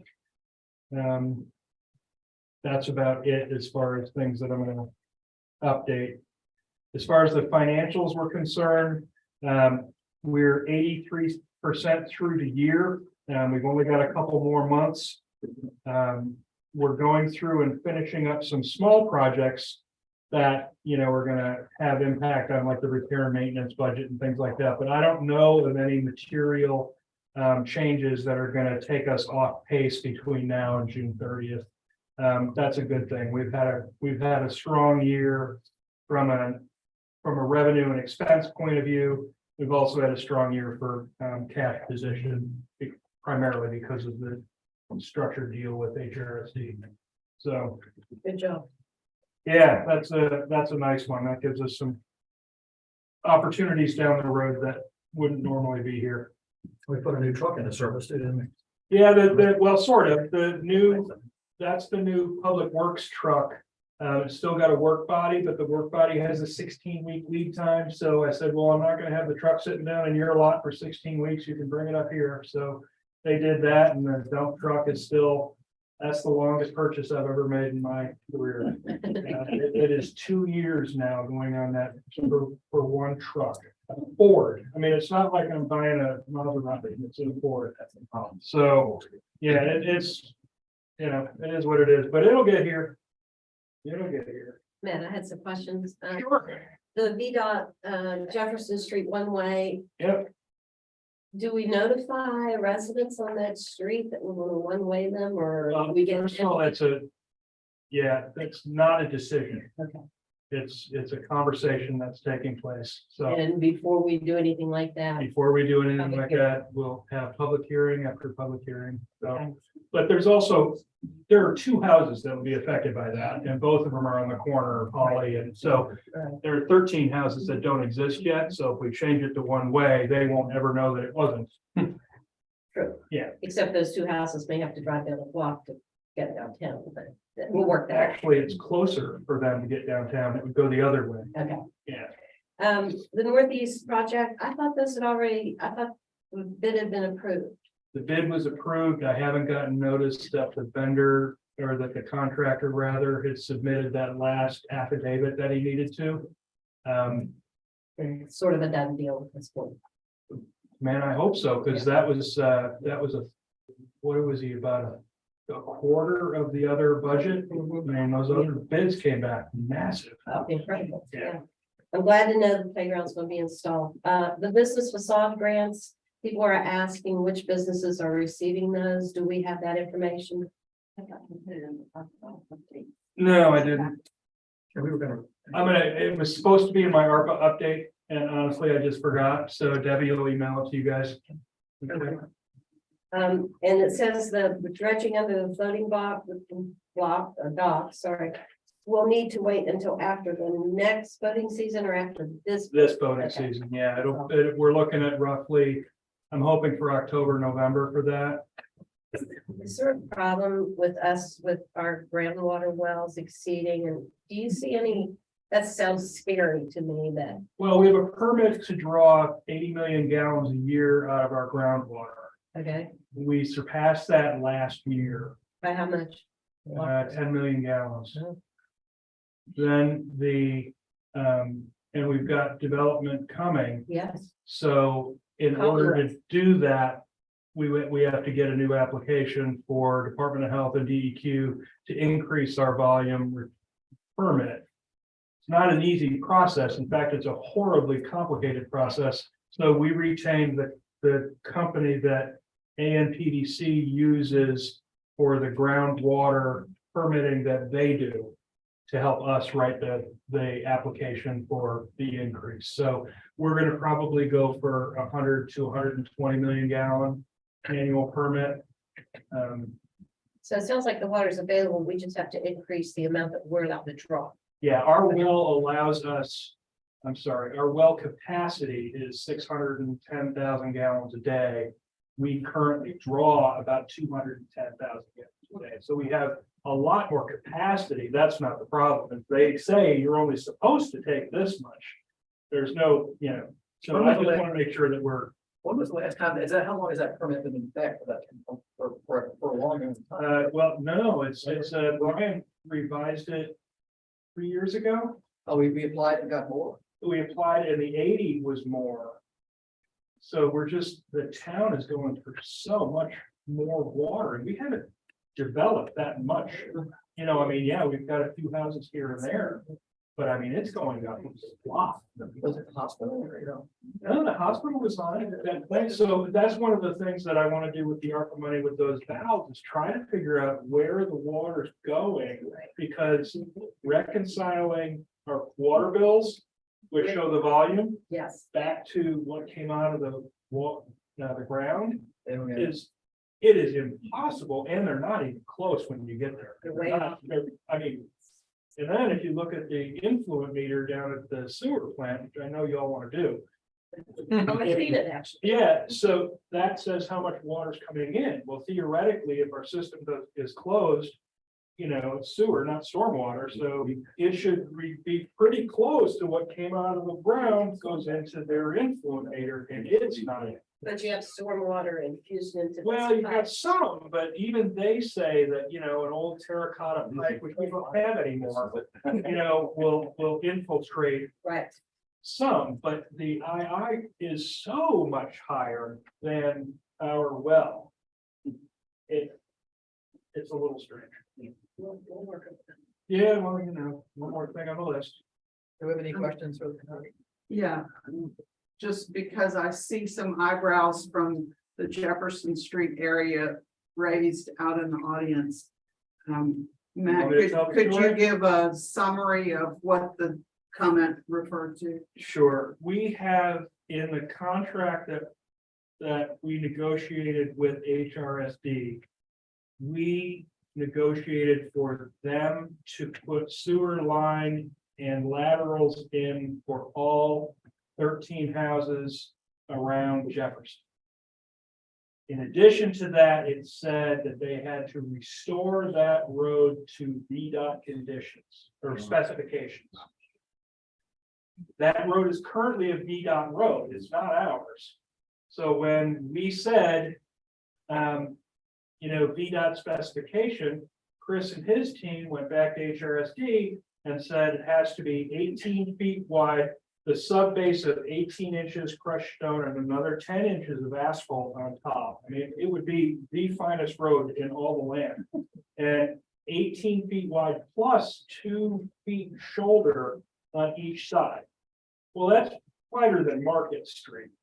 So HRSD is saying, no, I'm not doing that. There's no way I'm putting that kind of road back here. You guys left this thing for 50 years in the condition that it is. Why do you think we're gonna pay for the thing that you should have done all along? That's HRSD. VDOT is saying, these are the standards. It's a shorter conversation. What I'm saying is there's gotta be a way to compromise this thing and VDOT specs and standards for a one-way street is 14 feet. That current street is 10. If we made it one way and we brought it up to the 14 feet, that would be a really nice road, 14 feet wide, half again bigger than it is today. And I think we can get this whole thing done without having, lawyers involved. Well, what's the matter with making it, it's two-way now, it's only 10 feet. Can we make it 14 feet and make it two-way? Not according to VDOT, it's their street. Can we talk to them about that? Or We have been and we will be again. it doesn't make any sense if it's already that way. My issue is the same as HRST's. But are They they left still- it in horrific shape for 50 years and now they're wanting somebody Are they else. still gonna have to dig down and put all that basic? I'm sorry? I'm saying if they're fixing it, and they have to fix it to be that standard stuff. That's what the contract says. So that's where the whole thing, that's why we're saying one solution is to make it one way coming from Johnson and Justice up and around the corner to High, one way going back direction. That's One one way solution. Heading west. Okay, hang on, yes, going west. So that's one solution. It's not a decision. It's just part of a conversation. I don't know where it's gonna land, but we just need to get this done. Because the builders for those 4 parcels are pulling their permit tomorrow. So they're betting on the come as far as building 4 houses, so we need to get that right. I have a question about the Sunset Park. I thought Hill Studios had some great suggestions in that area, Yeah, so did I. but it says you have 3 vendors to provide quotes and Well, that's because I designs. didn't, this was written before. Okay. So we will I hopefully incorporate Hill I Studios. think their idea was really good. I liked it. So, we'll see how it goes. Okay. Any other questions for the manager? The seasonal King Street parking lot, is that open? How you doing? Seasonal picture? Yes, it is. We do 48-hour parking for April through September. And yeah, Are we, no boats. There's a boat. I know there's a boat. do we have a plan to manage the growth? Go get the boat. Do we have a plan to manage the growth that's in there? That would be the owner's responsibility. And that is called out in the lease. And is the second gate going to open as it has in years past, or are we sticking with one gate? Well, it can open, but it swings into the street Does it not swing back over to the fence? over and over again, but it doesn't stay there. It can- So we can tie it in as that thing, but this is sort of my point that you're not the owner, right? You're the tenant.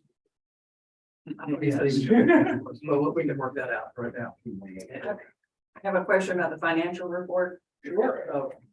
Do you have a non-financial report? To the lot. So you said boat trailer park is not allowed there? No, Not overnight. 48 hours. 48 hours. You need to duck your boat in there, that's fine, but 48 hours. 48 hours. Yeah. That's what. Yeah, you can Okay, probably I think yours. there's no- That's not one. No. I thought you were saying. You know, the thing that Boats are not allowed. Summer nets. Yeah. Not one. Yeah, but I didn't notice it is. Financial question? Page 53, the cash and reserve report. The bottom line says we're under reserved. What are our plans to remedy that? It's just basically a transfer from one account to another because if you look up at the cash reserve on the top line, we're 194% over last year.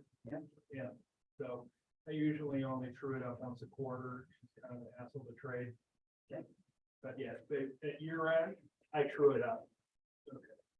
With storm season approaching and Janet's hard work in this town for the cafe, is there any way for us to politely contact The the Johnsons?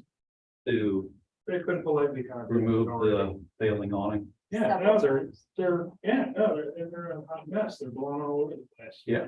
Yeah, and I know that. And it's sad when Janet put a lot of work on that to see that that's the demise. Oh, I've reached out, but at some point it's gonna be a safety issue that I'm gonna have to deal with, which is exactly if I were her, what I would want.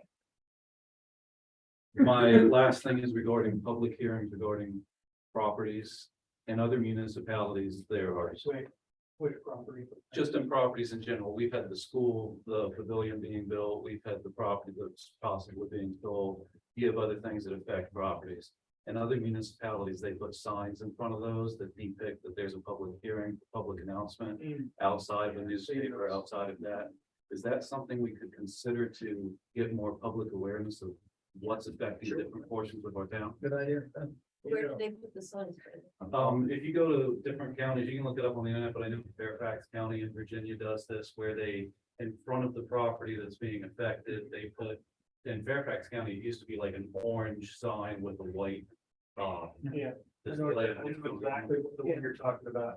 You know, there is a use permit for this property. That's a good idea. Airbnb, you know. The zoning would, at least where I've seen them before, the zoning was a different color than the special use permit. And it would had a place for to write in the date and time of the hearing and more about what it was.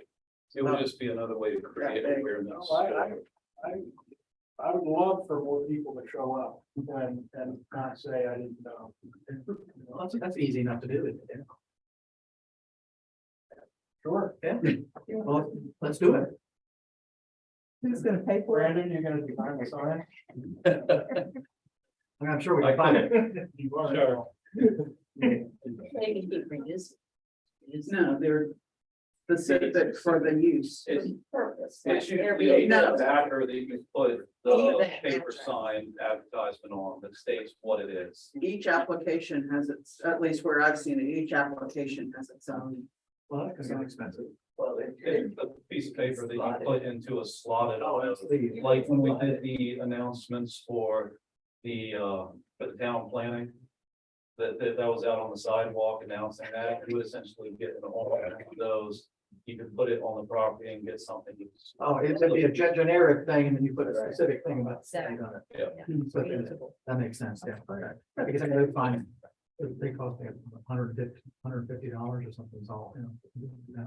All right, okay, all right, that's a good idea. We can, you know, I mean, that's just an administrative vote on it. Any other comments for the town? Okay, town council comments, friends? Other than that, and we can step it down and listening to ideas that we could look into. Just to highlight the brushes and blooms or blooms and brushes, whichever the order is. Week from Saturday and this Friday night at Car Place. They're gonna have an event in the evening, bring your own chair. Music and whatever. I have a question. The facade grant awards said that there was money left over and the organization was trying to find out what they were gonna do with it. Did you decide on something? We thought that there was gonna be another piece of money that might come in that we could use to fill up that leftover bit for another round of applications, but the guidelines for that additional money, which is from the state Main Street organization, don't mesh with what we were trying to do. They only apply in the downtown business district, that's the Main Street zone area. And the town ARPA grant was across the whole, all business districts throughout the town. So that the information, the formal notification of that disconnect is really recent, and we have not voted, but the consensus is emerging to return that to the main ARPA pot. So was every grant funded to the application? Every grant that was submitted complete Application. and on time, every application that was submitted complete and on time was funded to Fully. what it was requested. Okay. There were some that were not the full dollar amount because the project was smaller. And that's why it's a funny amount. Yes, sir. Okay, because there were 19 applications, I understood. And it just seemed like that would just 18 would have given you the maximum per person. Some of them were smaller. Did The he- request was less than the max that we had set. Okay, Yeah, if the project wasn't $7,500, you could not get the $5,000 full. So some of the projects were less than 7,500. So we have the 2 to 1. thank you. All right, and What she said. yeah. Okay. And Matt, the question I saw it somewhere, but I think the security cameras are going up in June. June 5th. Okay, there's a date. I mean, I just saw it on here and I just wanted to follow that up. Another comment I want to make, and this is on the pavilion, and the start time of events seems to be, and the end time seems to be a contentious point. And if some of those events were required or worked out to be daytime events and not evening events, no one would object. If an event went from 1 to 6 on a Saturday, I don't think anyone would object. And I've been to concerts all over the country, literally, that were daytime, and I've traveled to jazz concerts, and all of those, they start in the early afternoon and end in early evening. So it's a no-brainer to say that this doesn't have to be as contentious as it is. It's about time. That's all my. I had the pleasure of attending the comedian at the Blarney Stone Pub. And I just wanted to give a shout out to Elon and Mary for bringing that to town. It was awesome. And they do it again. It's also Mary's birthday. And I think that tonight's been a very productive meeting, and I thank everybody. Right? All right, we need a motion to go into closed session. That is, The mayor, I move we go into closed session for that. I think that's gotta be a little better than that, I think. It's written on the bottom of the. Yeah, let's, we gotta be, Okay, formal on this one. yeah. On the agenda. What page? One. Just to say, I move we go into closed session to discuss real estate matters as allowed per paragraph 2.2-3711, parenthesis A, parenthesis 3. All in favor? So Mavis, We need a second. I didn't get a second. your turn. Sarah. Yeah, she did it correctly. Yeah, she read it. So you can be the second. Okay. There you go. Nathan. All in favor? All right, we're gonna go to closed session and be back out in open session, hopefully fairly quickly. Fast. You going to that? That's a nice box up here. Thank you. Chilly. Exactly. That was such a fun. I appreciate it. You know, that's so fun. My brother was like, I've never got to report. Yeah, that was a fun story. We'll have to come sign one for the exact cost. Well, it's supposed to be in July, right? End of July. I'm so excited. The Crockett one is awesome. Isn't I love coming down. Yeah, I love coming down Market at night and you see that. And it's great. What's he gonna do on the Playhouse? It's. Oh, different. Oh. Columbus, Ohio. Okay, what's he? But he's doing a time in the theater, the history of theater in Oh, very So cool. it's very, I mean, we used to have a great big barge that would fly up and be in the Chesapeake Bay. If you've ever been to Chesapeake Bay, it's the floating theater. And so it starts sort of with that, and then it goes all along through things at the school, and then the playhouse and the movies. It's just really, it's really fun. What's going on with the corner? Is we, when we did the lowest building, all the funds went down. Our recorder's off. It's off the record. Go. When all the funds were added into the industrial revitalization fund last year, they had $20 million for each of 2 years. Okay. Before that, they had $750,000, but it was just nothing like this. So, we applied in the first round and got the $1 million unmatched low interest line for John. Up to $1 million, you don't have to have a match. Anything over $1 million, you have to have a match from the first penny up. So you don't even get to unmatch the first match. It's all match. So apparently DHCD, the department that's administering this thing, is 2 people big. So being low staffed, they apparently divided the application process, and when I talked to you guys about it, into 2 rounds. And we didn't find that out until about 3 weeks ago. So we finally, the governor announced the planning, right? And we've been kind of rolling along doing planning stuff. And then I happened to have a conversation with the guy at UHCD, and he said, well, the first round ends June 23rd.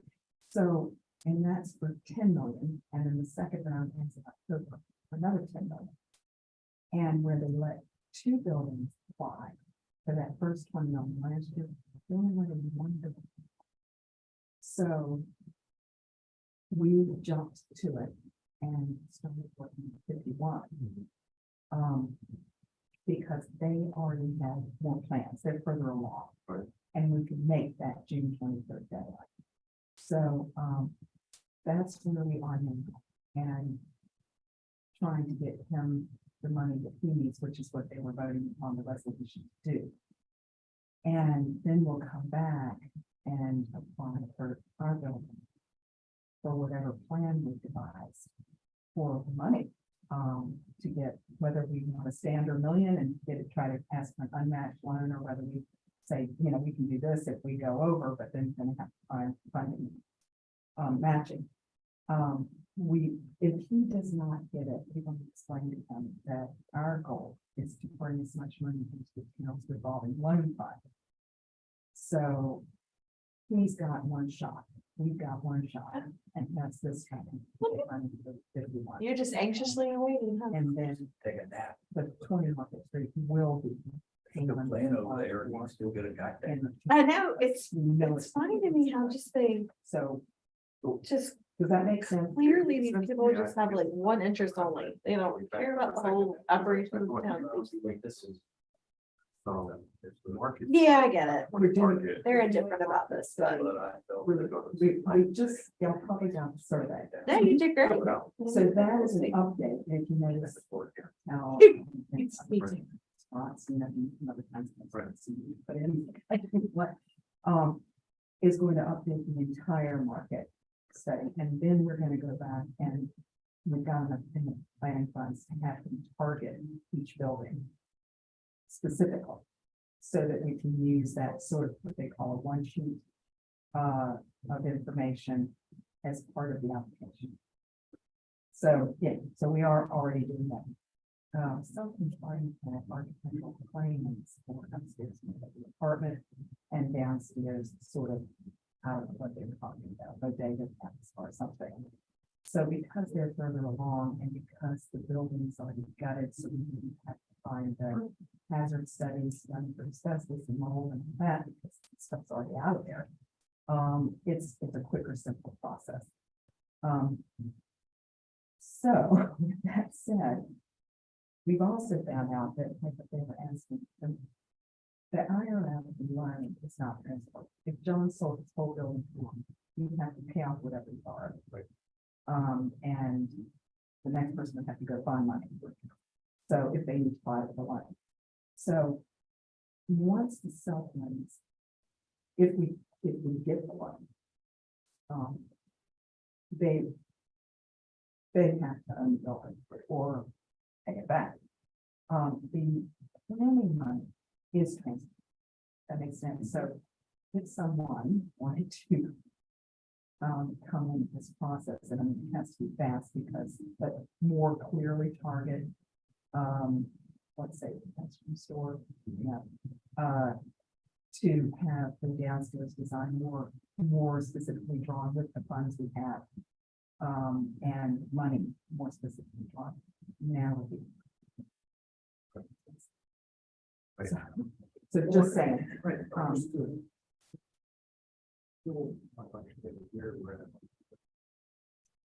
That's our first choice.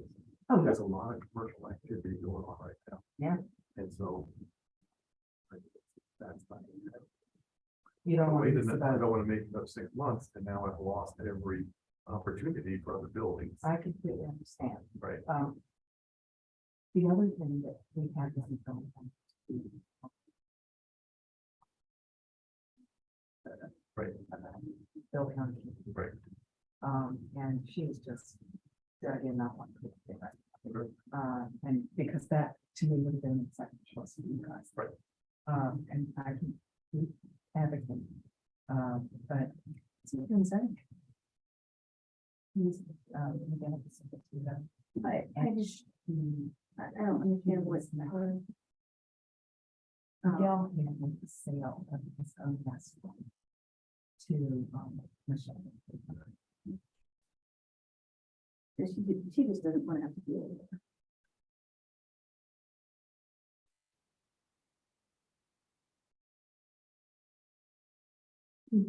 So the idea of doing it's all of that. And I've been.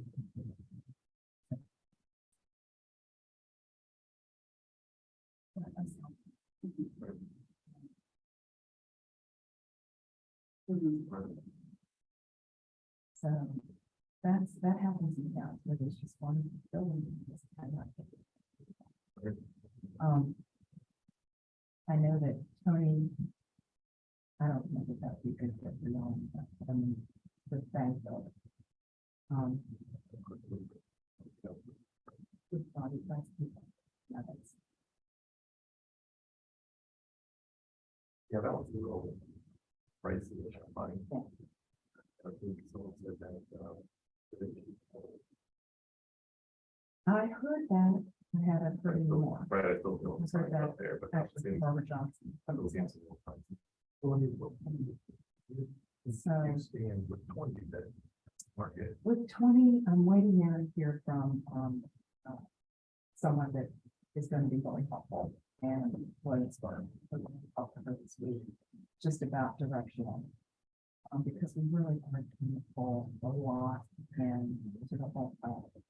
But Mark and I are also talking about the fact that it just may be more money than anybody can put together to make the whole thing become some sort of developed project. We don't have that money. Right. You know, we don't have that. I know, that's We do right now. it's starting to- We got a house down the road that we can afford. We just moved out. Yeah. We're we down did on move Lee, out. we moved down to Lee Well, Street this we're week. You did? We're Yeah, 90%. We're renting So down on what's Lee Street, so. Street, which house did you have? Or Right down Lee. in the middle. Back down to- As you go down is on the right? Yeah, if you're Yeah. going from Market. It's not Kirk Mariners house. is it? Yeah, No, it's It's Douglas. the I think is their Douglases. last name. They bought it, a couple of years ago because they had a daughter and son-in-law in town and then the daughter and son-in-law moved. Oh. And they're like, well, great. Yeah. Thanks. Now we own a house here for no reason. Can't believe they haven't applied to Airbnb. Ah. Well, they were trying to do nurse rent, I think, Yeah, and it Oh, just did during not, COVID. it yeah, didn't work out for them somehow. I don't know what the story is. It just didn't seem to work out. Huh. yeah. No, it worked out because we made a decent deal with them for a year-long, 14-month rental. So now we just hopefully our contractors can get started. 14 months. Man. Does not We're take longer than hoping, that. we're hoping it'll only take us. No, it's a good, don't back. No, we know it's not gonna happen. No, because what was I gonna do if I rented that house for 9 months? And then, Yeah, now it's gonna be 13 months. great, I'll just live on the street in front of one. So are you, I mean, you got people in there, we've seen work trucks, right? Oh, No, no. we have the contractors and we're really happy with them. It's just when they can get started. It was supposed to be June. We're not sure it's still gonna be. Oh, I thought they were already working. No, well, we did HVAC throughout the house. So that was done. Yeah. The basement we had to redo because it was only, Yeah. the basement's the nicest part of the house right now.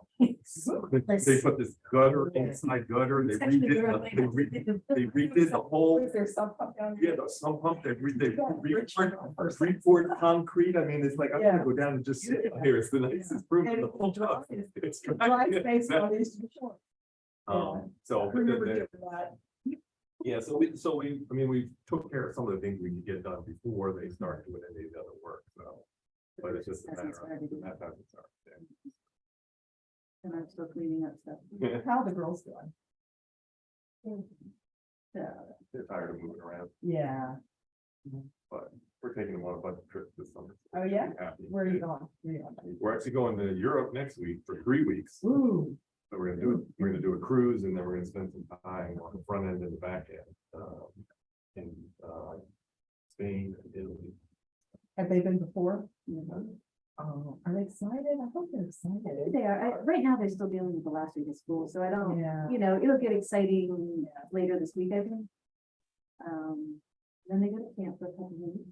And Elise is always want to go to Iceland, so in August. we think about Iceland. That's the one thing we did do with our kids is a lot. That's big. So this will be Yeah. the first time This for will really, be- this will be a whole different experience. It makes a huge difference. To me, kids who just don't know how to show and feel comfortable in those environments.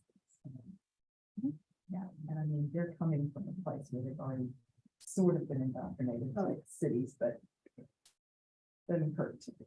So. Oh, no, not at all.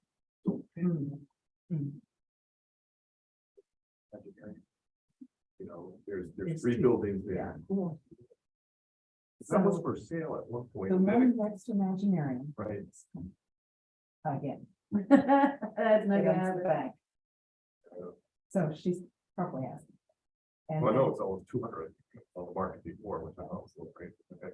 And then, and it doesn't go as far back, and then the one that's next to Irene Irwin is in Irene, Yeah, not- and It is a mess. yeah, we don't- just thought about, well, just follow around it. And sold it to the running groups, we sold it to them. But, yeah, it's too bad. I'm trying to think what else is, I mean, I think. Where are we? Oh, sorry, over here. Oh, yeah, but that wouldn't put you outdoors either. No, we have No. another idea. Yeah. Yeah. But potentially there, we thought the one over next to Imaginarium. Oh. Smaller, Uh-huh, and we thought that would be good. There, yeah. So what are they gonna do over here? So, well, that's what I was gonna say about these guys, is they don't really own operators. They're developers and they're people who buy them, fix up and sell. And the cell phones. Oh, no, we're saying, what is, They don't know. oh, they still haven't decided. No, that's a serious dialogue that's going on at the side. What are we gonna do? No, I don't know if they had settled on it.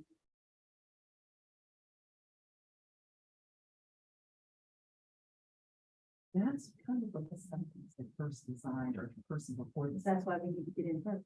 Well, that's what I'm saying is, oh, yeah, yeah, No, in terms of a business thing, we need to. but maybe not there. No, that's what we want Mary, So who? that's what we want. No,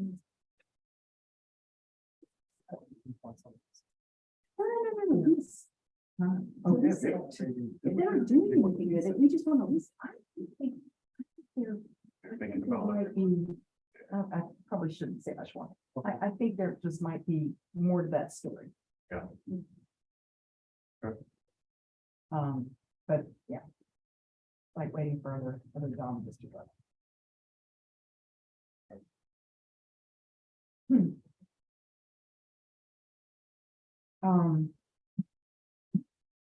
Yeah.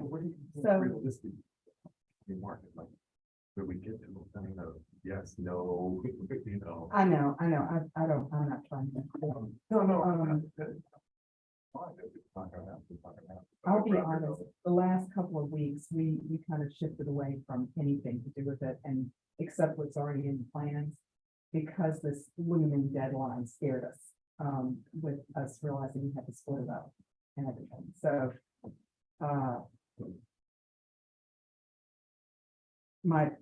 The actions that I've taken in the last 2 days, just to try to get up with this person in Williamsburg, I think is gonna finally either put to rest the whole idea of trying to make it something to do with the hospitality industry and take it back to, something else. We did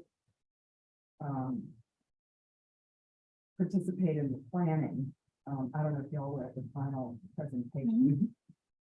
And you noticed that the farmer's market is because I love the looks of that long truck parking lot and, yeah, that was good. but if you were there first night, We weren't.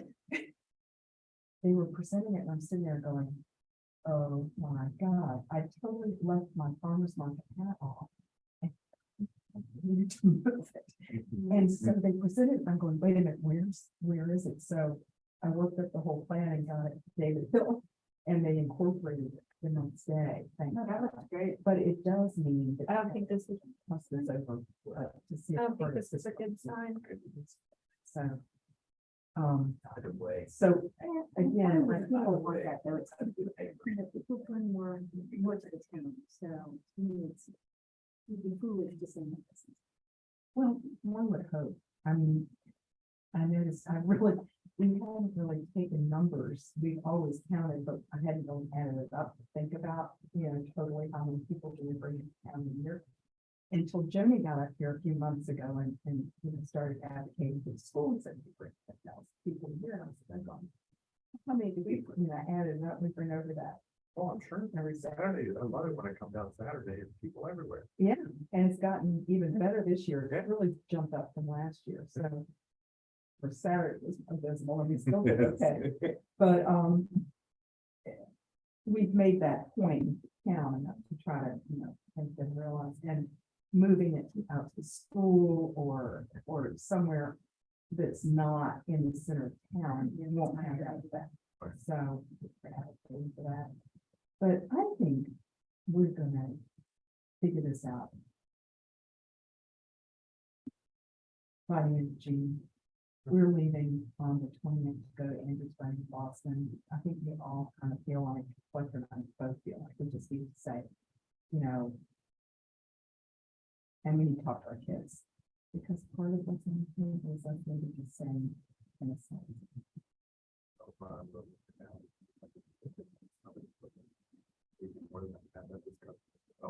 And then we could take it, do something, decide what we want to do. Well, and if we sell it, we probably need something for pieces. So the law. Okay. Yeah, we definitely want outdoor things to talk about, that's the criteria we look at, so, but that's definitely an option as well. Well, we hadn't ever considered it. It was sort of like talking about selling under pets, Exactly. I mean, I was like, Fletcher, I've got more sense of pride of place in that than I ever did in your office or anything. Right. This is just like a baby. And yet, but the kids, I think, need to weigh in on this, because while it won't impact much of the rest of our lives, it will impact how that house is and what it's near. And so, we have to, and that opportunity will be at the end. So I kind of feel like we just started having that conversation where we were like, maybe we need to look at a really big picture and see what works best. Yeah. Well, we're just, we've been talking about this for over a year now. I know. And now all the flurry of either activity or rumored activity has been saying, okay, we need to kind of come to some, yeah, exactly. Kind of find something that. I would say I push for,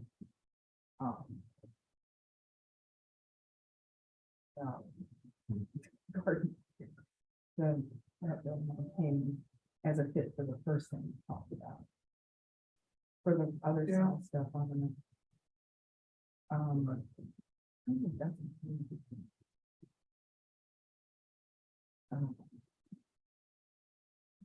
Budget. She is now coming to work with us. And the one sheet that I talked about, we're looking at actually the thing we asked y'all to help us with business promotion and that little bit of a budget that we have. We're thinking maybe we do one sheets for all properties as being that big of assistance. Right. So, Tony's maybe the first one that we do outside of a plant. Right. What happened with the bank? Some of the financial term? I think, Right, yeah, I heard about that, I heard about that too, but-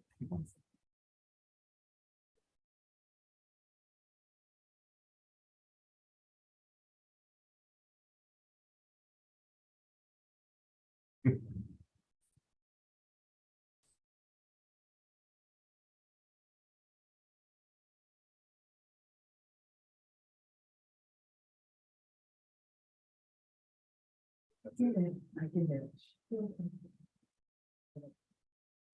Right. You know, it's civil, but a baby thing you're gonna do. Oh, absolutely. Absolutely.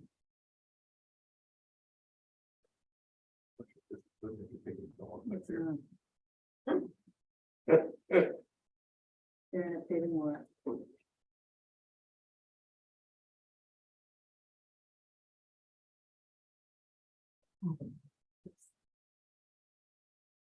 There's number one. It's in order.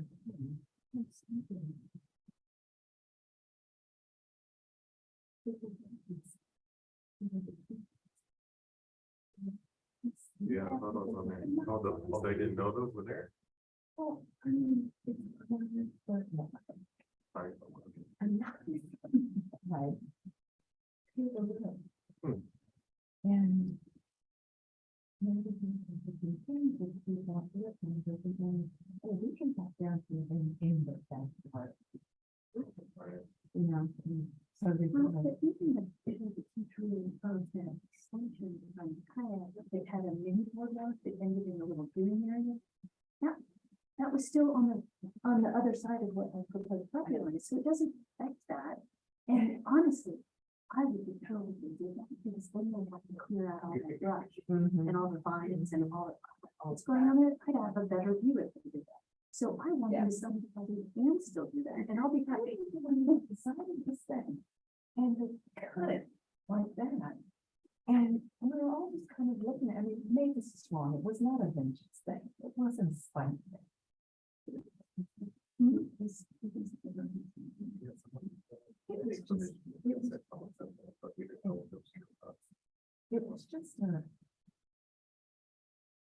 we, you know, we don't want to give up any money. Do we want to, it's not a big development. We want to give more people access to water park. I really don't think there was a sense of wanting to tear the thing down your house and the parking lot.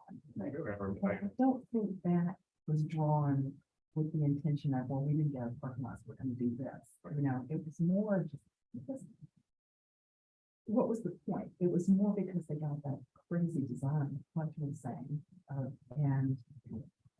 and it was all about getting more footage and access. Got it. Across the water.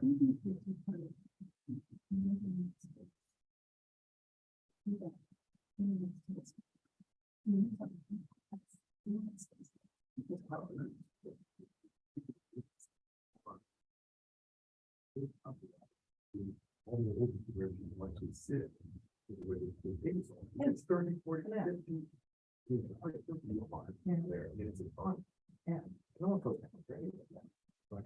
People. Well, it's not right. It's all worse way. We don't never.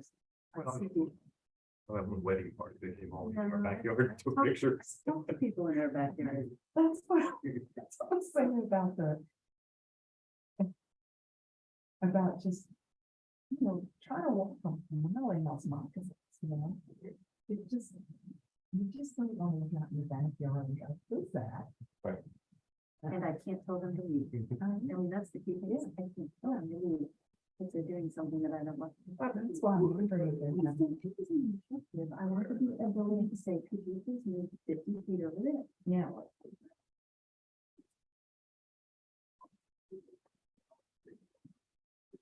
See it all the survey state, really see much better than on a survey, how it comes across, right in our back bag, if you sit there, is, are you right in that area, it's diagonal, cut in half. I remember sitting there with Catherine Krause and her going, oh yeah, no, that's not our. Right. Like, oh, God, Catherine. But I'm just wondering if the conversation is having something to do with other issues that this decision might then become a precedent for. Set a precedent. It's like, Yeah, what's on paper roads, because the next thing will be the people that are on those paper roads saying, can you please buy this paper road back? there's a few of them that do that. I think they should at least 4. And I just have to laugh. I thought, oh God, please tell me there's one. What? There's one going down alongside Karen Road. There's that one. Over on King Street. Yeah, Oh. where the old footbridge used to be. Mhm. Well, that, I was talking about that one time, when, you know, I was talking, I forget, whether you were there. He's like, you know, the way we got around the house, if the sewer runs under it. Or something runs under there. Some of them, they did. Then Some of them there's, right- there's some sort of public works, something that's underneath that piece, and they're like, you know, we're just gonna retain ownership, and then we don't have to worry about picking up someone's yard down the road. And then I guess the owners were like, yeah, okay. Yeah. You know, it wasn't the big of that desperate. Mhm. But yeah, when David started pointing it out, I was just going, "Okay." He's even saying, and benches at the end, so you can put the phone out. Yeah, that's a good point. Don't put benches at the end.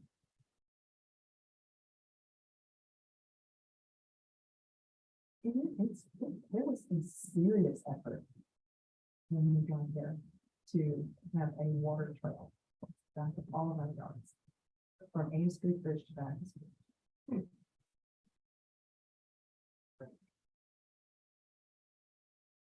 It was the same thing, that's what it's still done. Right, yeah. So it's still on a yard, Yeah, but there's a right of way, but it's only a right of way. Right, Still, it's right. not a right of way above ground. yeah. That's good. And you crossing the public walkway to get your own dock. Well, no, I mean, literally, then what were we gonna do? Tell people that we're coming in, you know, we have our dock. Right. Yeah, there's a path there, I guess. But yeah, we don't have. Then what kind of insurance do I have to carry? Yeah, that's a good point. I mean, it was like, guys, back up. And several, members were basically like, please don't make it. Because we're gonna find you on this. We had 5-year-olds playing in the bathroom. Yeah. Mm-mm. And you know, may I say yes to most things in this town. Right, but yeah, it's some point you gotta draw the line. But that made me really uncomfortable.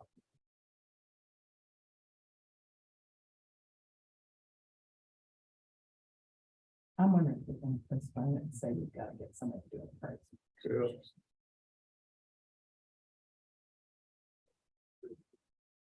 We could bring this up.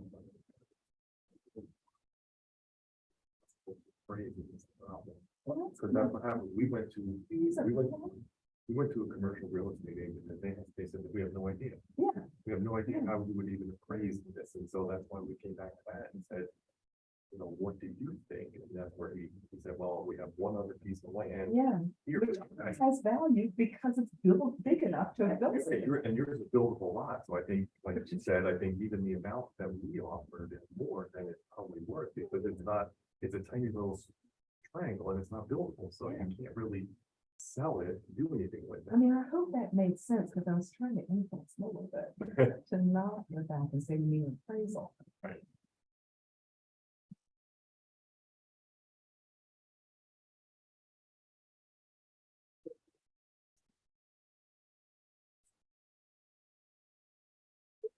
freezing in here. It is.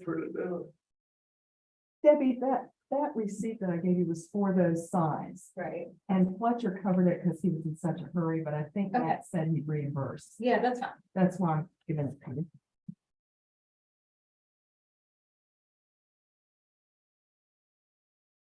So who would y'all charge if y'all started putting signs up about something you were having a public hearing about?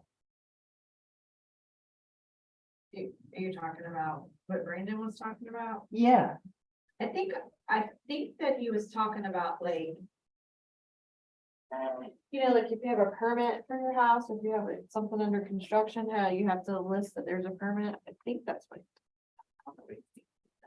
They're public notice signs and they're reusable. So like the town could buy 2 of them and you just write in, there'll be a town hearing to discuss okay. the sale of property on the, adjacent to this land. Hearing date is this.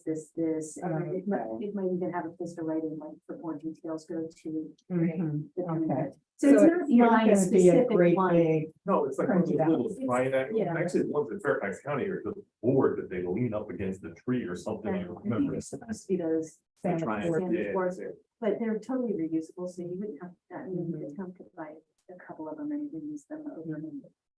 I got a couple on selling. Yeah, there you go. We bought too many for the farmer's market during COVID. Oh, there you go. So the town texting, Debbie, is that only for emergencies? It's really, you can really do it for anything. So you that- could use that to do things like You that could as do well. that. if you wanted to. You could, that's right. So I don't know how many, I mean, is there a lot of people that are signed up for that? There's quite a few. To receive an emergency text. Well, it's Or not just just the receive the emergency, it's text. the town. Yeah, you sign up, I think you go to the website, there's something to sign up for it, and like, I think when there was like water, they were gonna do water. Issues with water, they were gonna dig up the streets, they send something Oh, out via okay. text and Okay. let you know and things like that. I always see emails. but I don't- Actually, it'd be nice if they use it more often.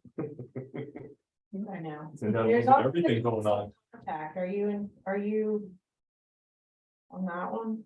No, what does that send out? Maybe I Just can. under, Has the town got a constant contact them? yeah, we have one too. Will you sign up on the website for that too? I think you have, I'm not sure, I think sorry, it's late. Yeah, you gotta go to And bed. I didn't sleep at all last night, it was just one of those nights where I couldn't sleep, Debbie, who'd y'all thought discuss? he was loading, like, if you put your email address on that, he was loading them into that. Oh, okay. Who'd y'all hire? You've hired a website person to redo y'all's website. Who would you get? Are they local? Nobody's loading. Yeah, that's what I figured. Just curious if it was a local website. Just entered their invoice today.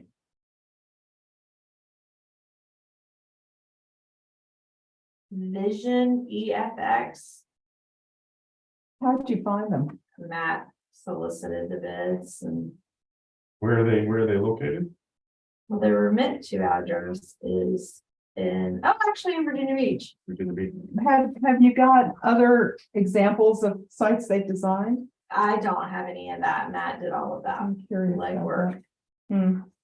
I didn't even know he had, Did he put out an RFP for that? I'm pretty sure he did, yes. Say it again, Vision what? Vision EFX. Thanks. Yeah, because there were some comments put on Facebook about how we didn't need to spend tax dollars money on website design. So Yeah, yes, well, there was. Yes, an RFP. again. I'm like, you do. It's pretty antiquated. I'm curious about what they've done municipally. Sure.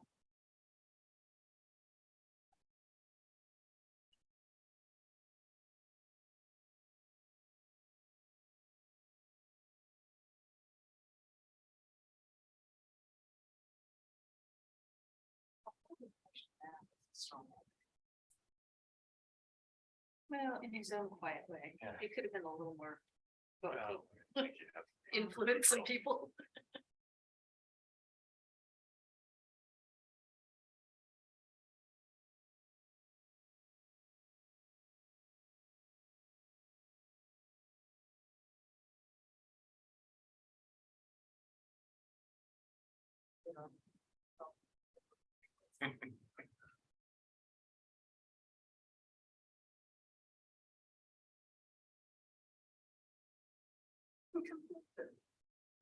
Just meetings we've had the last few months.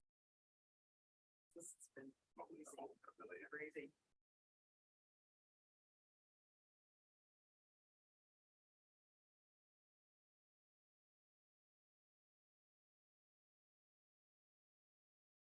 Done with the facade committee, I think, at this point, right? Then.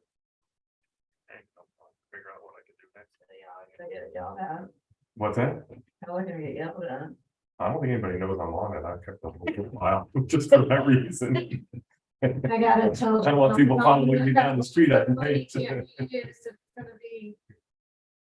But that Imaginarium, or are you going to town on that? The Imaginarium front, yeah, it's gonna look cool. I think it's probably really Call the people, because the contract, our Yeah. we had time to even do that. Now there.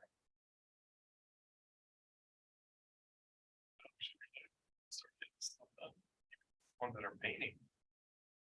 No, I'm sorry, It's like, I haven't gotten any receipt, nobody has, maybe they're waiting on contractors and stuff, but. Well, this is the shore, remember? It It'll is take the them months to shore. get Yeah. someone to do the work.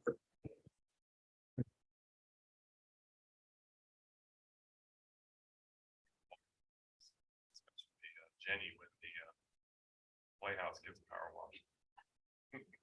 What does that mean? When is that mural starting? He is leaving. Columbus, Ohio on the 23rd of July driving, so on the 24th or 25th, he'll get them started. So Nice. we're looking at, sometime in September. Now, what side is it going on? The big blank side along Ames Street, the entire thing, 85 feet. That's gonna be neat. And that would be really cool. No, it is. And we've applied for round 3, so we'll see. We'll get that money. And by then, Janet will be Are you resigning? well, my term will. Okay. come to an end at some point. Right. Kind of like to get through the next round of murals in these 2 buildings. And kind of get that much shepherded along. And then with what's gonna happen with the town plan and stuff, I think we'll be well on our way.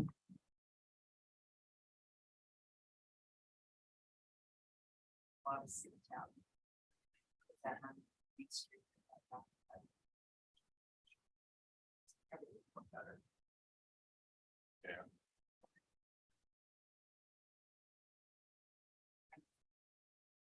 This pathways that everything's just gonna be used by it. So how did she? Making me tired of thinking about how much could be done to the town. Coming. It's coming, but nothing happens fast. How'd the cheesecake thing come out? She make an A? I'm sure he made I've an never A. heard her grade on it. I keep asking her and she's like, oh, they'll tell me next week. So I don't know. This is the last week. Hopefully they will tell us all. Ridiculous.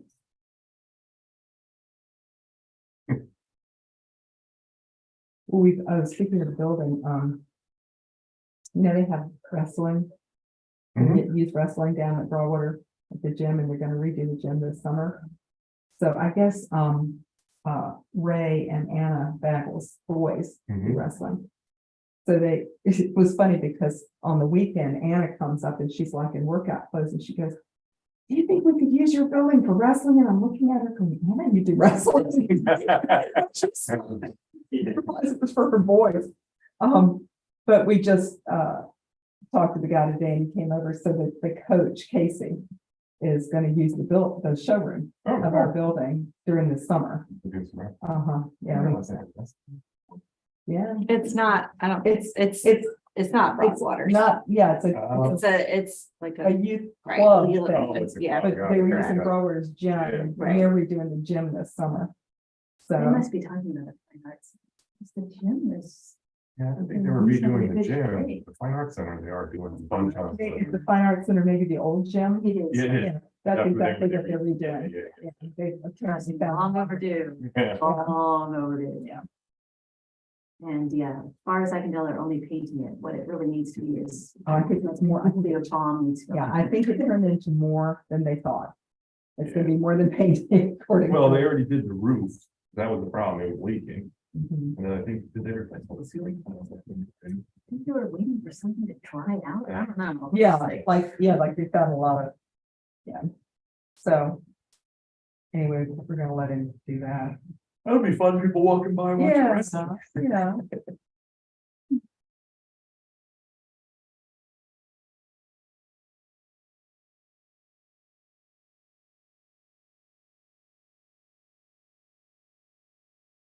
Oh, yeah, that's a good point. If y'all wanna go across the street, I can come over real quick. Yeah, then we are. 40. Dang. I am right, you're right now. Oh, I hear laughing. That's good. Yeah, they're laughing at how much.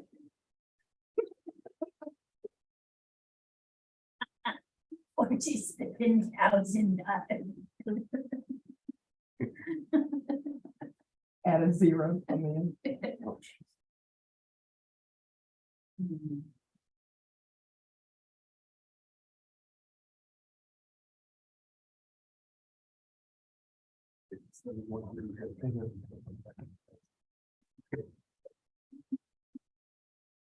Not label it. Are you gonna property phone with something?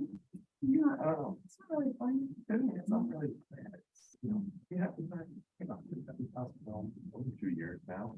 They've never had an issue with it. Mhm. I mean, you could start, you could plant a bed, you could have plantings that might sort of formalize the We lot. are going to landscape houses, and we'll see what they like. Yeah. Maybe we could have looked. I don't know. We really. It's Not like least it's of my like worries at expense this point. going up. No, Yeah. no, and like I said, it hasn't been an issue. Well, that would block your view out the creek. I mean, Right. you know. Exactly. Yeah.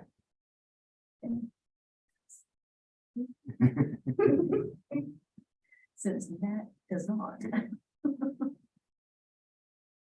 Yeah, we went back to the first year we were decorating for the town and we just kind of walked back there and looked at them, yeah, no. Just left. Like, we'll keep it up to the front. Well, we had work done on our dock, and talked to them about, because it's a whole big mess in on the other part of our yard too. And it was just horrendously expensive to kind of pull that down and, you know, Yeah. put some, Riprap. riprap and put that on it. It was just like, we'll just leave it. It's not that bad. It's the number and I'm like. Thank you. Well, you already had the prep, right? No, it's, Or is it- just old broken up concrete that people have dumped there Oh, for years. yeah. It's not riprap. Oh, But I mean, there are some bushes and, I mean, some of them are in sad shape, so you don't like necessarily. saltwater bushes. Yeah, so you don't necessarily see it, but like if you're sitting on our dock and you look back, you can see it all along the shore. There's a That's river, not private. Yeah. it's just whatever old concrete people had over the years, they dumped it there to create, to shore it up, you know? Well, Kendra's, you know, Kendra, our neighbor. Beside us. Yeah. The Taylors. At one point, I think we went away for the summer. And it was just tires.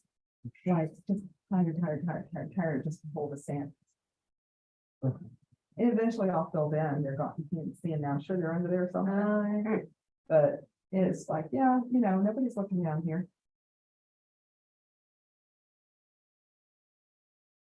Nothing was ever. None of the houses were originally pointed at the creek. When we moved into our house, room that's the kitchen was where it ended. So that whole back addition wasn't there. And there was glass in the back door, and that was the only thing looking out. It's the back. That's what the issue is with our house is we don't really have any view, like even that back room. When they It's did it, they solid. they put these tiny windows. It's like the smallest, why, that's your view there. Why would you put the tiniest windows that you could find? Well, did the Krauses do that, or was that? Well, it was then. It's probably It would from probably the be original, from them. because literally, I mean, it's definitely It was within the that later house. edition, I just don't know who did. Yeah, because it's Yeah. the farthest, the closest to the creek is the newest part of our house. The middle is the oldest, and then the front, and then the Yeah. back part is someone added that on, but that's where they put these tiny windows, so that's what we will change. Yeah, I mean, we're not changing a lot of the exterior, but we are, but that's more your, windows there. yeah. but that's the view, that's what you're there for, so. Are you all just designing yourselves? No. Yeah, no, all. Yeah, we've got Decision like this. an architect who's really good. Oh, good. So we're we're actually meeting with them on Thursday with the builders. Are they Virginia Beach architects or? No, she's, well, the builders are from Pocomoke, she's from Cape Charles. Oh, She okay. actually did the house over on King, the greenish one, Each door. the peach door. It's the The front half Airbnb. of it is an area. Yeah, Yeah, Maggie's, the, Maggie runs it, or no? yeah, she might run it, but no, she Yeah. did the design. This is Claudine Pierce. Oh, okay. Peacock I think- Cottage, I think is her, Oh, is the name okay. of her firm. But, yeah, she helped us do Yeah. all the design plans. Oh, nice, yeah. She did a really good job. And then the contractors were used from Pocomoke there, EB Brothers. Mm-hmm. And so we actually went up months ago and they built a house up in Chincoteague. It's a newer house, but I mean, the work they do is nice. They actually have this woodwork guy that is up there. Chip the wood guy. It's phenomenal work. So that's what to me, that's what the whole, to me, that's what. No, I the mean, whole that's house what I is. call it, because his name is Chip and he does woodwork, so I just call him Chip the wood guy. Oh, So yeah, I'm excited about that. 'Cause I think I love all the old trips. So mhm. and that they didn't like, our house, the middle section is just, the middle and the back section is just, kind of flat, 1x4. Wow. And I'm like, why didn't you bring all this nice, replicate the trim work in the front? It's like, okay, I want it to be all the same. Not everyone's the idiot that we are. Yeah, yeah, good, Yeah, I think they were saving up from Arizona, yeah. gorgeous house.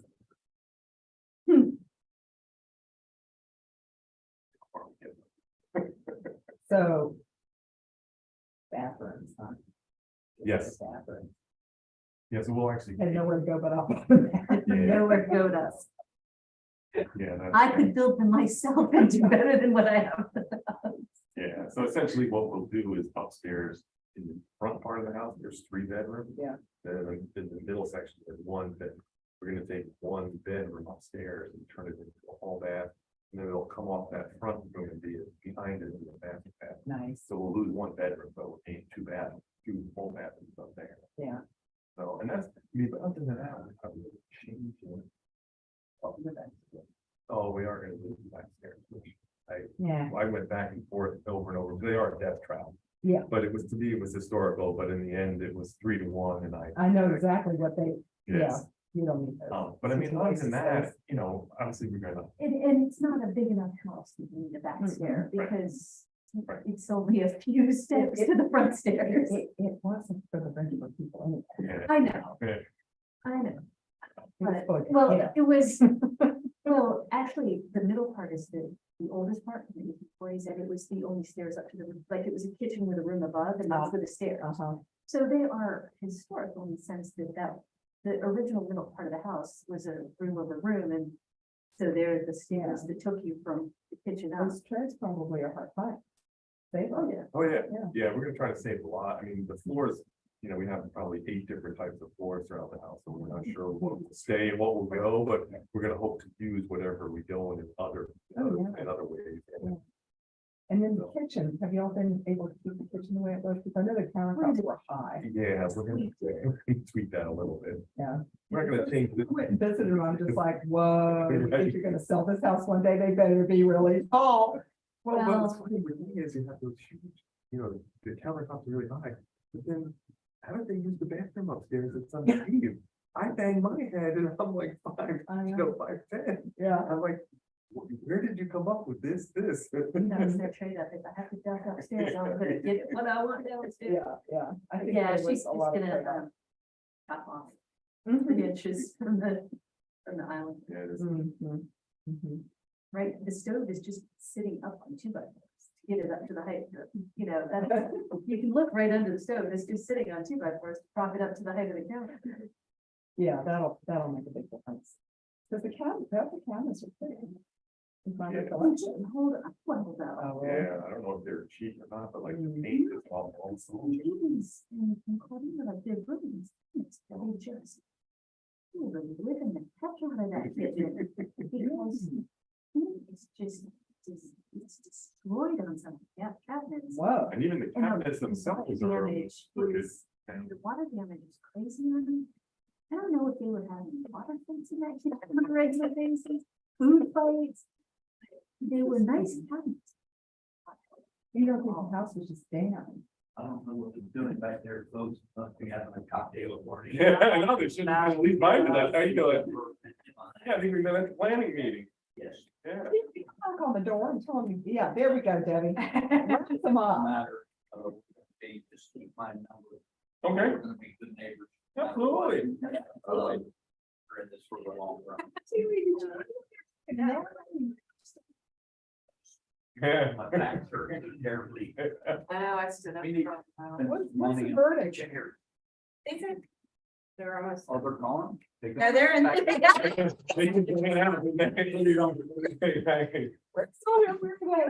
turned the air up or turned the. Yeah.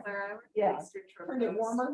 Yes, my toes are frozen. Good to meet you too. I'm gonna be at your meeting on Thursday, so, yeah, I thought I would introduce myself before that. Please come up and, we will introduce you. And,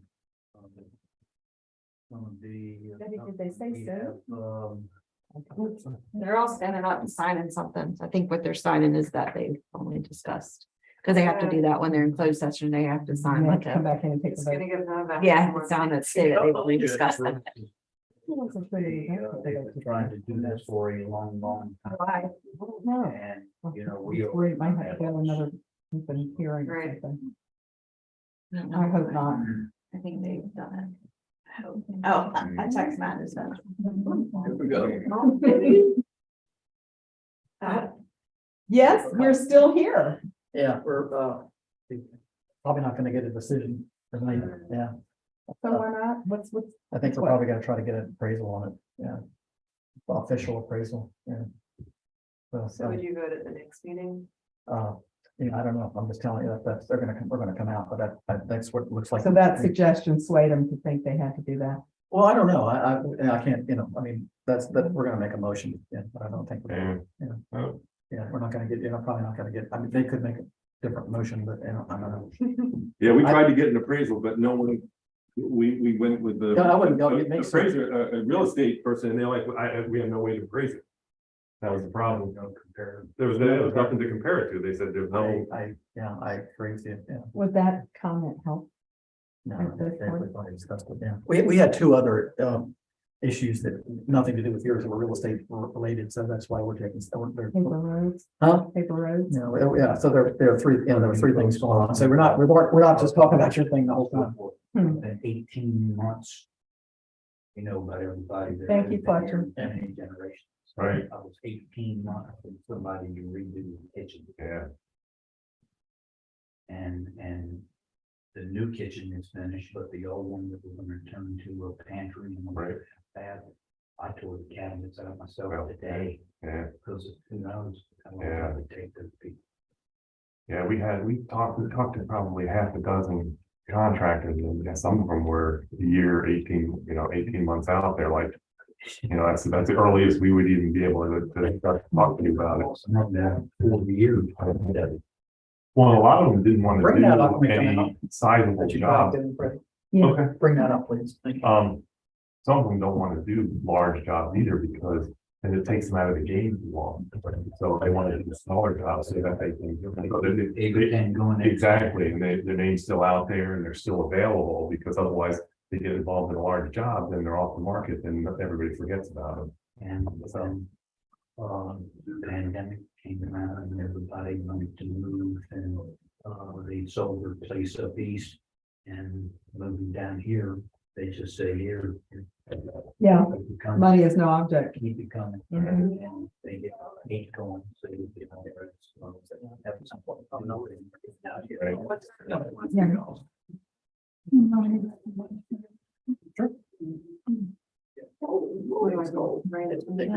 I just turned it, that's why I came in there. Oh, thank you. Interesting. It's so cold. Ray, Kinsey came. He's working on insurance. Yeah, I got the gig. I helped him move to Matson. before dinner. We moved some of it to the side. And then we'll try to move that display case in the back, the old one. I'm not sure, but I think we'd like to move it. I'd say, yeah.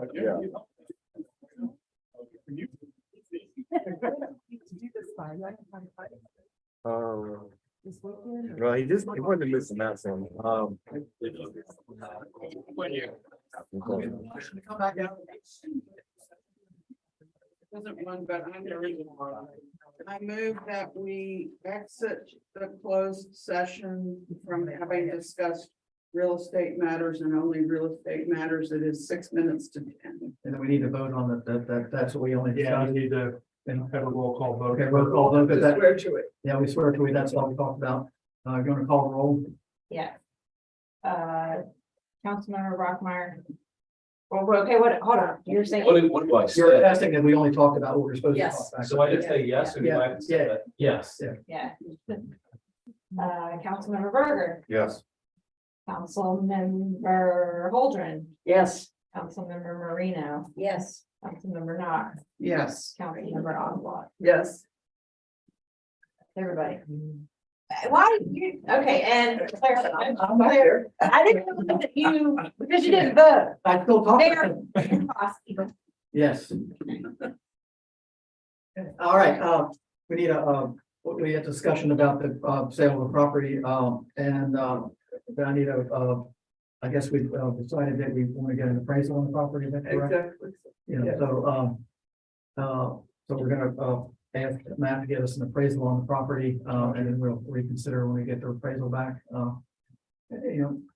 I will offer up that before we even got an idea of the amount for the Foskey's property, we had tried to get an appraisal, just kind of an informal one, and I called Coldwell Banker Harbor Realty, and they kind of put up their hands and said, good luck, there's really nothing comparable that you're going to be able to use to get an appropriate estimate of the value of that property, particularly because it will never be a buildable piece of land. So you're welcome to do it. Good luck. I don't know who you're gonna call or where you're gonna get the numbers from, but we have tried, like I So we said, might be prior back. to any numbers being thrown out, we had tried to be proactive about that and we're not able to get something. And I think we totally agree with what you're saying, but just for the sake of documenting to the citizens of town that we tried to find the fair value for the piece of property, that this is just something we need to do, or at least try to do. Okay, well, why don't we, Matt, you're gonna get some information, get back to us as soon as possible. If you can't, if you don't have any luck finding it, then we'll do something else. we'll do something, we'll approach it something else. Okay. We have appraisers in the town.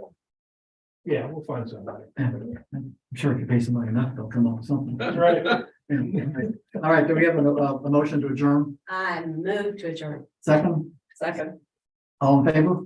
Aye. Thank you. Easy. Who was? You're welcome.